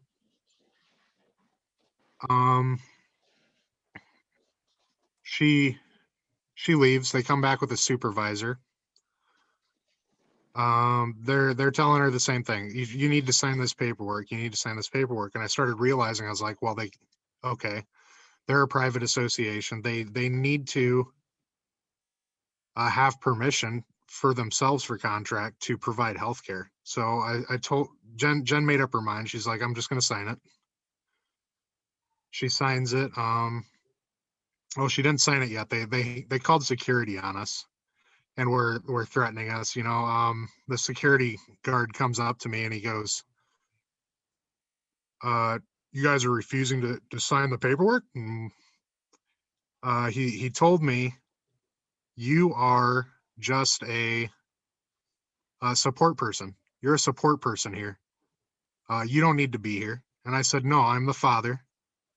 I said, you are not God. You have no right to step in between a man and woman and a father and child. I said, you cannot deem me as a support person. And that's what they did in the PMA is they make the fathers support people. They're not a father anymore. They're just a support person in their PMA. So they're literally bringing into the world fatherless children. That's their mission. So anyways, Jen's sitting there and she was showing them ID and stuff and they just weren't listening, whatever. She signs the document, right? So we get another nurse that comes in. They changed nurses on us. Okay, there was something going on after all this went down. This new nurse comes in and asks us if we have a will and testament. Asks if Jen does, and she said yes. I asked him, would you like me to provide that for you? She goes, oh, did it come from a lawyer? I said, well, we have that obligation. We write up our own contracts. I can send it to you if you have an email. Gives us the email, send her the will and testament. And she said to us, she said, I've never met anybody like you guys. Like, this is really weird. You guys have paperwork. And I was like, well, you probably haven't. We're private associations and we have a trust and blah, blah, blah. So after this happened, man, it was like they were walking on eggshells around us. They kept coming back because I think they knew that they messed up. They talked to this lawyer and sent them this paperwork for this will. And after that, they started bringing us documents and contracts and were telling us, oh, you can sign this if you want to, but you don't have to, and it's okay. Make sure, to read through it and blah, blah, blah. So that's when Jen started reading through stuff, crossing stuff out and doing whatever she wanted. So the next day, we were only there for 2 days. The next day, they had somebody come in. This is after the birth of the child, the C-section. And the next day they had a woman come in for birth certificates. So the birth certificate is a certificate to the state, right? Which they create bonds and trade on the stock market. And it's pretty messed up what they actually do with these certificates. Yeah. So we obviously don't want to sign it. It's what you're doing is signing your child into slavery. You're creating a contract from birth. And that's all this is contract law, this whole thing. PMAs, trusts, what they're doing, it's all contract law. Mm-hmm. So you just have to learn how to counter that contract versus contract, right? Have your obligations, have all that set up. So this lady comes in, asking us, hey, I do the birth certificates and blah, blah, blah. I need you guys to fill out this document. And I told her, Jen told her, no, we're not doing that. And the thing is Jen has all the power in this, right? They've made me a support person in the situation. Okay. So I told Jen, I said, you need to really stick up for yourself. They've made me a support person. They're not going to listen. So she told them that, and we're not signing this. We have a spirituality and conscientious objection to creating certificates of birth. We know what it is. She asked, well, you have to register the baby, like you have to do this certificate and blah blah blah. And I told her, no, we have that obligation. We take care of that in our country. We're foreigners. We're not U.S. citizens. She goes, you're not a U.S. citizen? I said, no, we're not U.S. citizens. And I pulled out passport, ID, and a minister's certificate and handed it to her. And she started apologizing. She said, I didn't understand. I'm so sorry and blah, blah, blah. I said, it's okay. We're American nationals. You know, this is what we are. You probably haven't heard of us. You will be in the future. There's going to be a lot more of us. And yeah, she left the room. So from that point, they wanted to do testings. They wanted to do vaccinations. We turned it all down. We're not doing that. They actually told me at one point that it was like for hearing tests, right? Hearing tests and stuff. I told them that's fine. Go ahead and do the hearing tests. Like, and she said, well, we need to send this off to the state. I said, no, you can keep it for your records and your private association. You're not sending any documentation over to the state. I said, even if you do send documentation over to the state, it's in violation of HIPAA. You've just broken contract. So, again, people are apologizing when you say these things. So,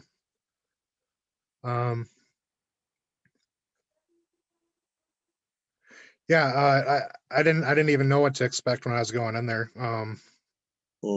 What you really have through a PMA and through trust. But Yahushua, Jesus, man, he'll give you the words that you need in the time that you need them too. So, Brandon, can I ask you a quick question? The nurse, when she asked you for your will and testament, what was the significance of that? Was it? This is in case if Jen passed away during surgery. Okay. But That's what she asked. yeah, they started being in contact with their lawyers. It was really interesting. Paperwork that I would submit to them would go to their lawyers. And I told this nurse when I gave her the will, she said, I told her at that time, I was like, you know, I could have given you guys the obligation to treat my family medically, but you guys forced a contract. And she gave me the weirdest look. It was really weird. At that point, I believe she went and talked to this lawyer. And like I said, from that point on, it completely changed. When we actually got over, and I forgot this part, sorry. When we actually got over to the other side of the hospital, guess what? There were no more mask mandates. We didn't have to wear a mask in the hospital. Wow. Other people were, but not my family. So that was the biggest thing. You made one mistake. What's that, John? When you went in, you should have took your Bible with you. I did have it, and I did put the baby's name in the Bible. Did you have the delivery nurse sign it as witness? I did not. That's yeah, I should have done that, huh? That's a good idea. Wouldn't have hurt. Or Yeah. actually, the surgeon that delivered, and the head nurse in the operating room, that would have been the two witnesses that would make it completely legal. Yeah, that would have been awesome. Couldn't his wife be a witness? Just a question. Just a question. Couldn't his wife be a witness?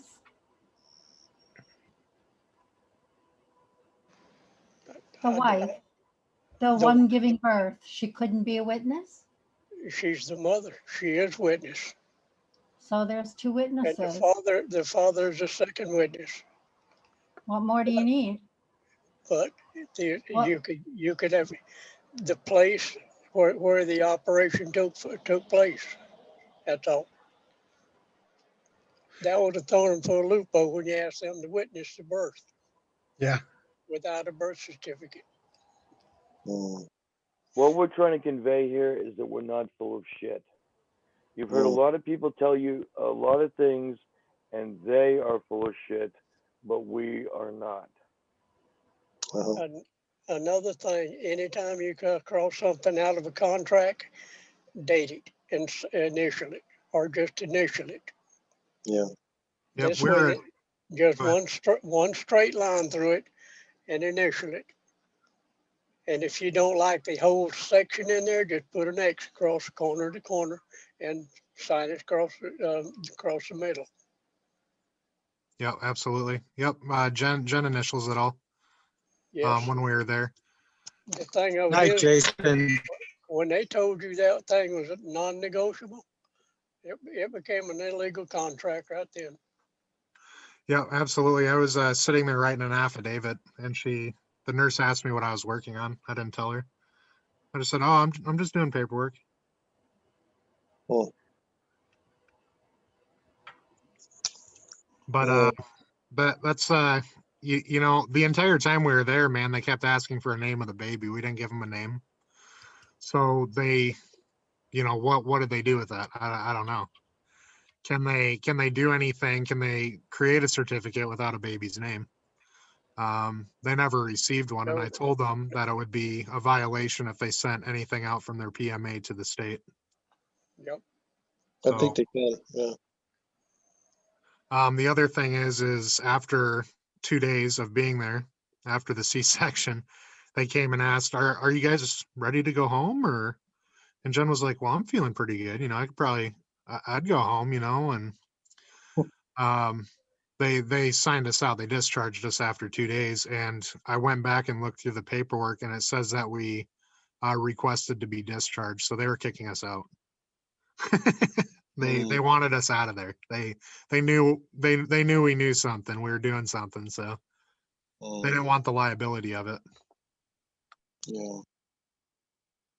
That's very dangerous for them, actually. It would sound like, from a legal perspective, if something went wrong or something like that. I wonder why they're scrambling. Yeah. Did you know that without a birth certificate, CPS cannot touch them? This is why I've been pushing so strong, especially in our constitutional enforcement groups, why we need to go this route and just make sure that we have our proper status, because it's so much more powerful. And they do have a right, based on how we were written up to begin with, to hold us accountable as subjects. And that's, to me, that's morally wrong, but legally correct. And so we need to get out of that. If we just understand the legal side of it, we can get out of it.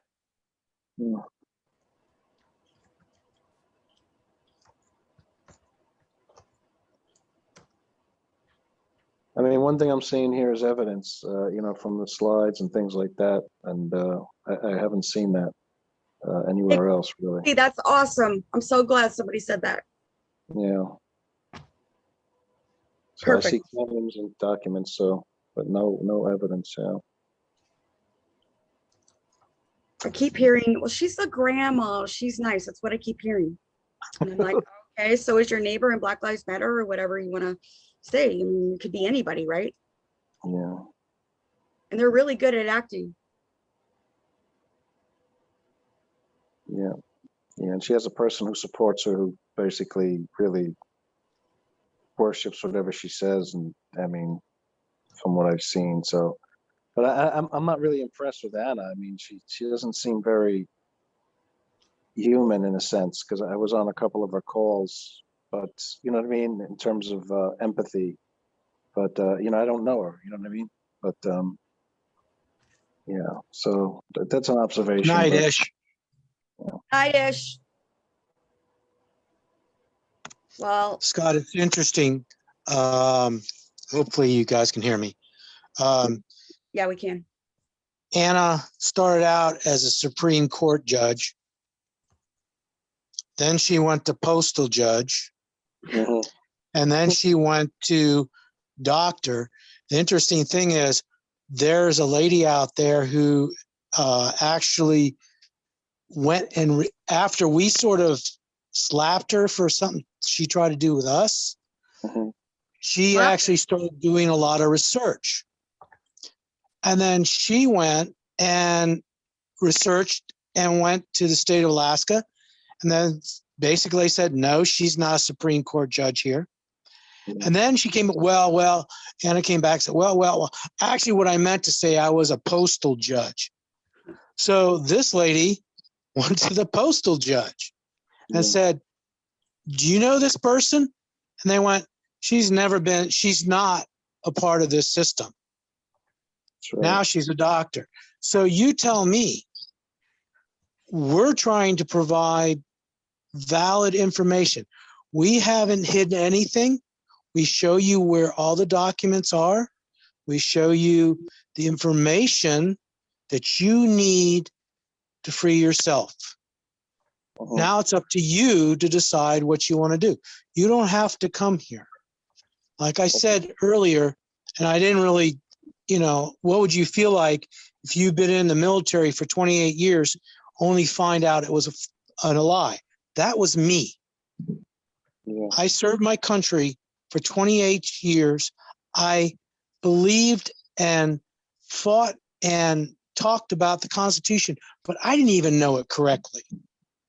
And I came here, and when I learned so many things because of this, the capital T, United States of America, I started seeing all the lies. I was in tears for hours when I learned about several things that I've learned since I've been here.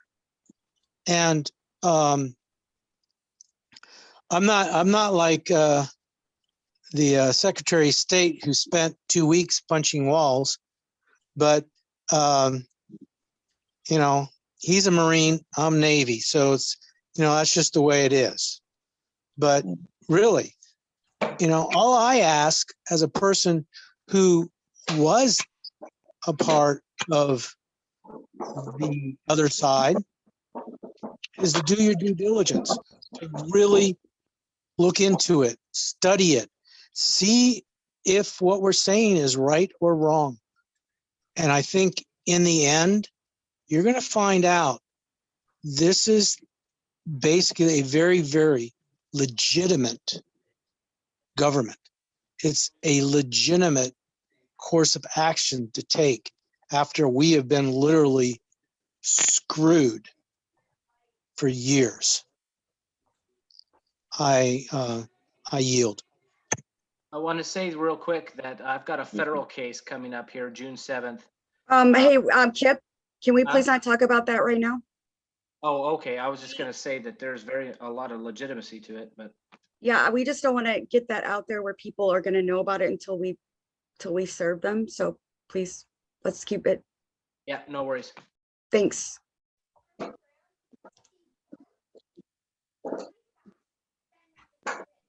Well, thanks, everybody. I mean, this is my first day here, and I appreciate the info.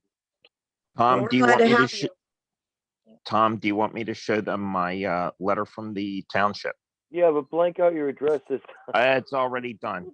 Okay, I know. go ahead. That's why I did my name, because I go, oh crap, Howard's was on there. So.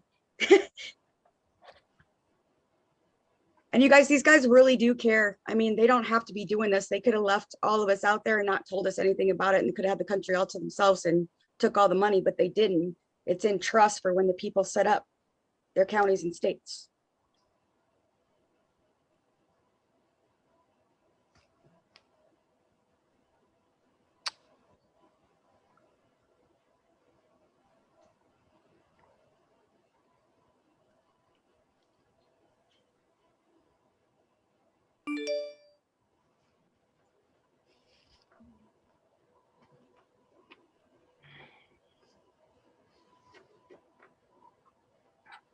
Okay.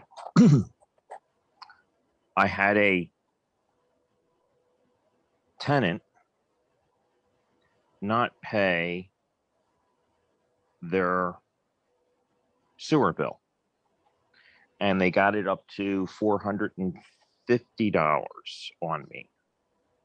And I got a letter from the borough telling me I'm liable for it because I own the property. And I've looked at that and said, that's absurd. I did not sign the contract. It shouldn't be my responsibility.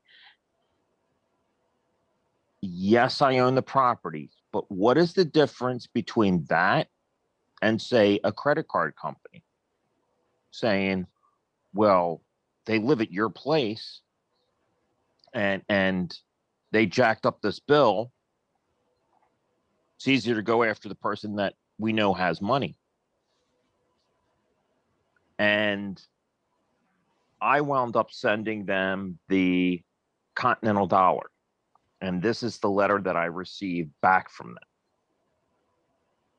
Notice how, sorry guys. Really? There we go. Notice how they, it's not showing. Sorry.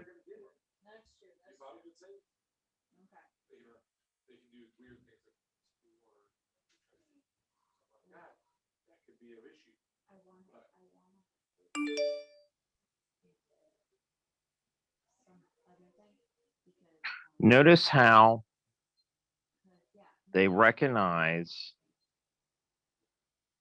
that it is national currency. They sent the money back. Now, what they don't seem to understand is by doing that, they've just discharged the debt. They say our bank will not accept it. Not that they won't accept it, but their bank won't accept it. That's not my problem. I have an obligation to them. I fulfilled that obligation with legal tender of payment for all debts, private and public. They did not accept it, which under UCC 3-603. I'm sorry, you're right. 3-603.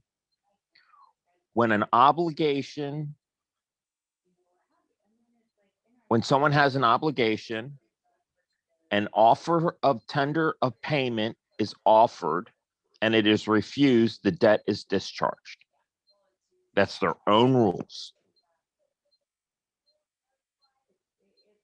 So anytime you send a bill, anytime you send the currency for a bill like this and they don't accept it, they've discharged the debt. Now, I have to notify them that that's what they did, and please set my account to 0. But they recognized it. If you looked at that, they recognized it. Is it still showing? Tom? No. Okay. Sorry, guys. Keeps on. Yes, that also works in the court too. And I put a $5 money order up there and they refused it. They didn't accept payment. I said, thank you. Oh, I've never paid that court cost and fines. They recognize it as the national currency. Yep. Okay. how can they know that this is the national currency? This is, how do they recognize this? Like the currency we have, you have. It was published. It's got United States of America across the top of it. Yeah, it has the Treasury seal. It has the original Treasury seal. And this currency has been in my community in the past, and it was actually on television of this stuff going around. They know what this is. Oh, yeah. They're calling it rainbow currency. Yes. They're starting to figure this stuff out. What is interesting is that they actually recognized it as the national currency. This is the first time a de facto township has actually put that in writing. Because there's a lot of people that are like, that stuff isn't real. Okay. Oh, but I bet Anna can do this. I'm not in jail for counterfeit. Hey, hey Howard, I think next week or the next week after that, I'm gonna go trade in my car and I'm gonna pay in Continental dollars. So I'm gonna try it. I figured I already got it to the top of the state. I'm already making waves, so why not? Go try it. Sure. Right? What do I got to lose? Nothing. Oh, but Anna can do this, right? No, not seen nothing like this. Well, I don't. Yeah. Yeah, there's the seal for the borough.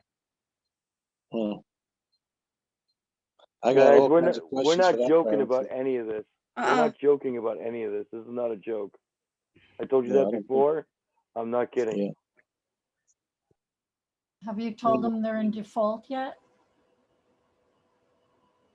No. No.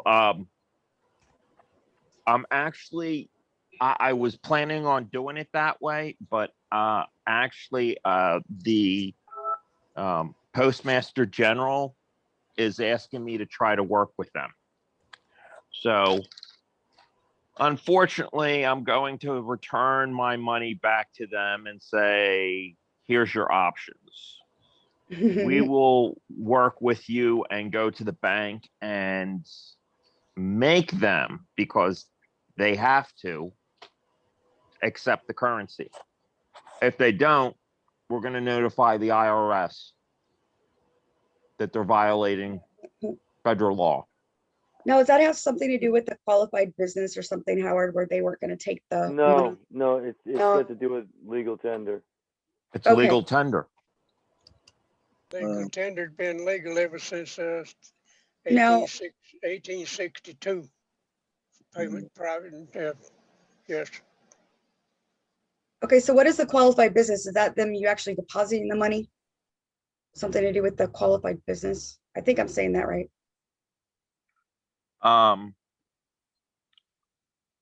Yeah, I believe you are correct on that. I still have to draft up the paperwork for it, and then I'm going to have, of course, Keith and Tony review it before we send it over. Yeah, that's a good idea. You guys see how it says a positive? Yes. What bank will you be dealing with? I'm not even sure yet. Okay. Yeah, what's the positive?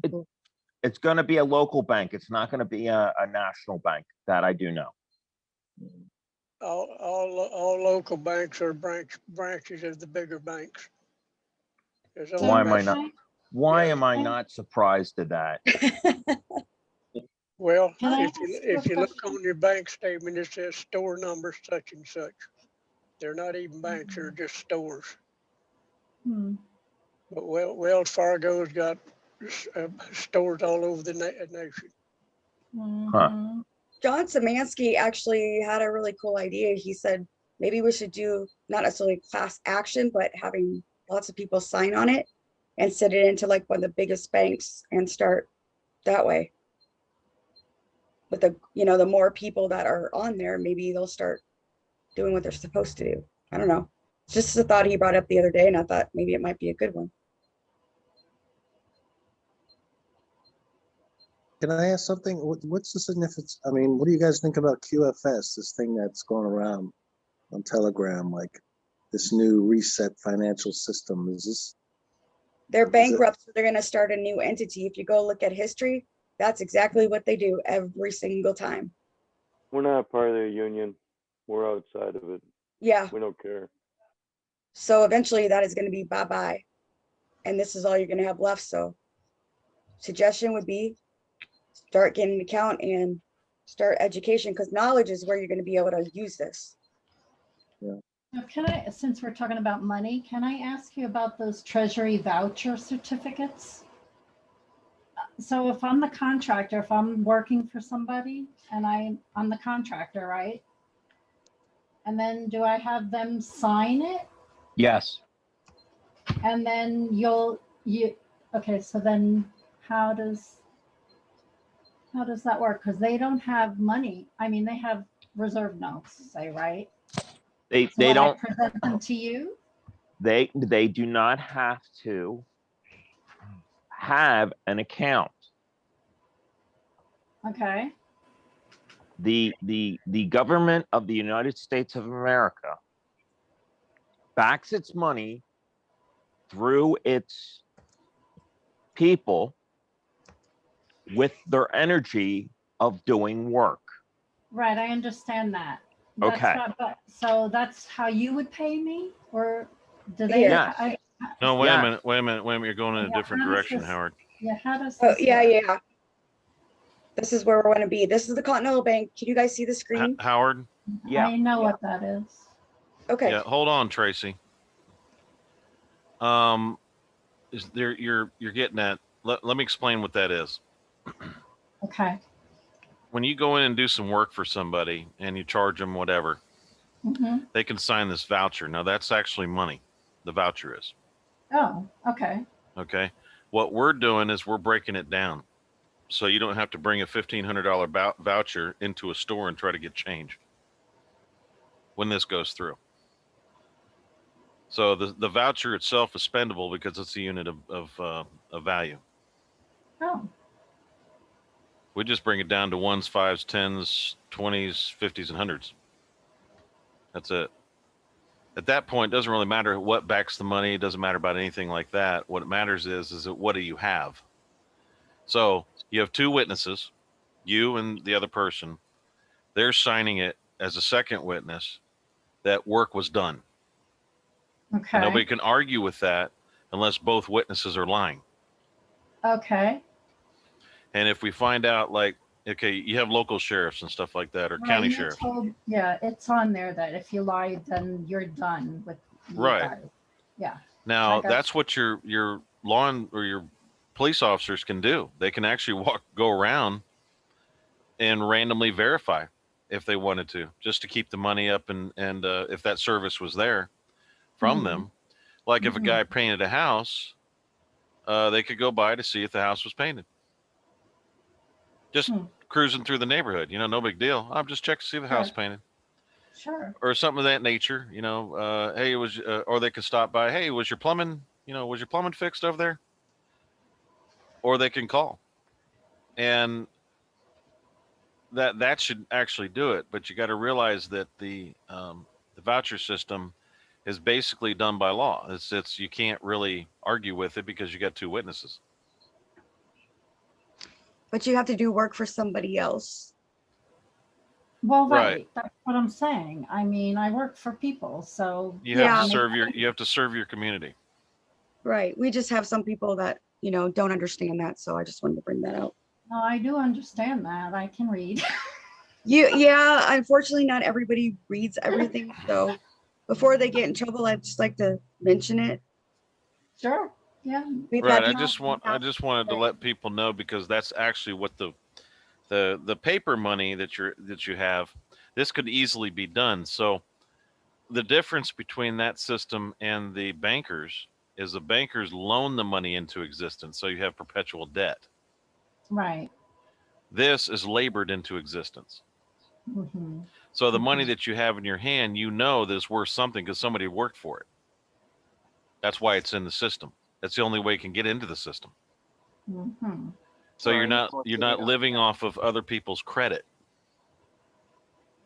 Some people have credit, other people's don't. So what you're doing is whoever the guy is that signs on the bottom line to get money like that into the system, he's the one that goes into debt and then just spreads that debt to everyone. So that's why there's a then they on it. claim interest on top of that they never print. So that loan will never go, the so-called loan, we know it's a promissory note deposited into a bank and wrote a check off of it. We get that part. The point is that that so-called loan will never be paid. And once that's done, you're in perpetual debt and perpetual. And that's why they can take your home and your car and anything else they want, right? Exactly. Yeah. But the money you're getting, like if you buy a house, we can float something like that, but we do that through like a credit line of credit. We still have lines of credit for guys that are in construction and stuff like that, because sometimes they need a line of credit in order to get a job done. Right. You got to be able to buy all that stuff and everything, and then they got to pay everybody out and all that.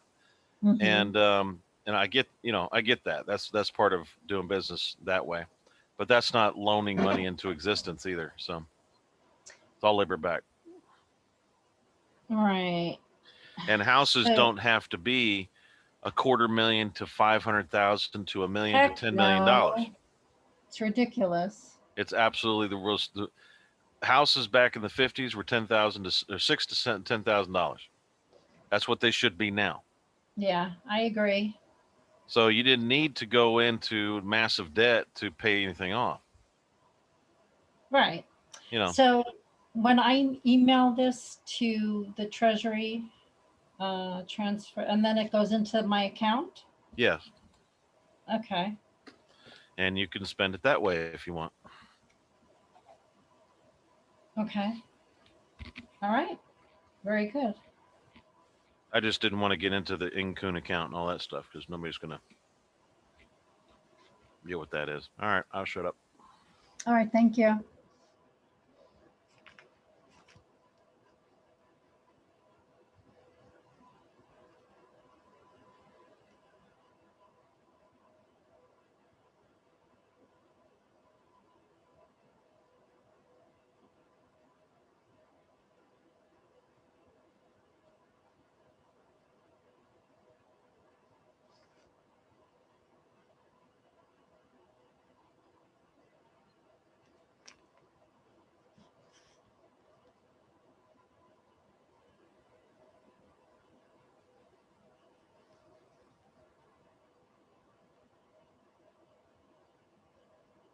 Why do we have silence?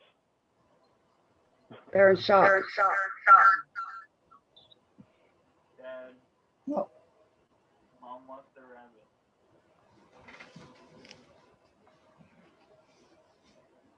Are we out of questions? well, my question is not on this topic, but if nobody else has a question, can I ask it? Fire. I'm having issues with my passport. I sent them photos that I got from CVS. They say they're passport ready, and you guys are telling me that it's been digitally enhanced or whatever. And I don't know. They're saying it's good for passports. It's supposed to be official, so I don't. I had that problem too. So what did you do? What happened? What do you have to do? Jen, my wife, had that problem, and all she did is went back and retook them and then rescanned them. All right. So I went to CVS twice, and I finally had to go to somewhere else because CVS is I used to do photography when I was much younger. I was a wedding photographer. The shit that they're actually trying to pass off as qualified photos is a joke. Okay. At All right, CVS. that's where I went, and that's where I went. So, okay, I'll go somewhere else, get my money back. All right, thank you. Sure. Do you have an office, Max? Try them. Yeah. Hello? Yeah. I have a question. Go ahead. Anybody there? Yeah, go ahead. Oh, I was just wondering, do you guys know, kind of along the same lines, do you guys know anything about the new driver's licenses? Like you have to have a special driver's license now to use at an airport or something? Yeah, I got one. It's called a travel ID in Right, Arizona. but why are they doing that? Because they can do whatever they want. Don't you get it? We're slaves. Hello. Copyright. Yeah, they're in control of our destiny as long as we are under their subject.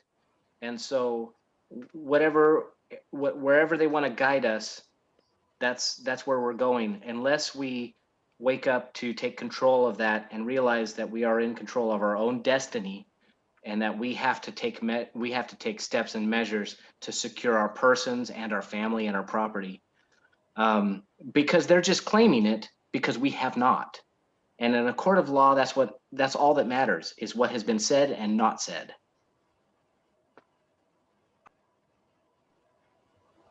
Yeah. Or written, actually. Yes, correct. Witnessed. Thank you, guys. So when they recuse themselves as a judge, you have to refile your paperwork, but they're going to try to tell you you don't need to. But guess what? Every time they switch judges, if you don't refile your paperwork, none of it counts. So isn't that just a way for them to keep your child longer than necessary? Yep. Yes, they're delaying the inevitable.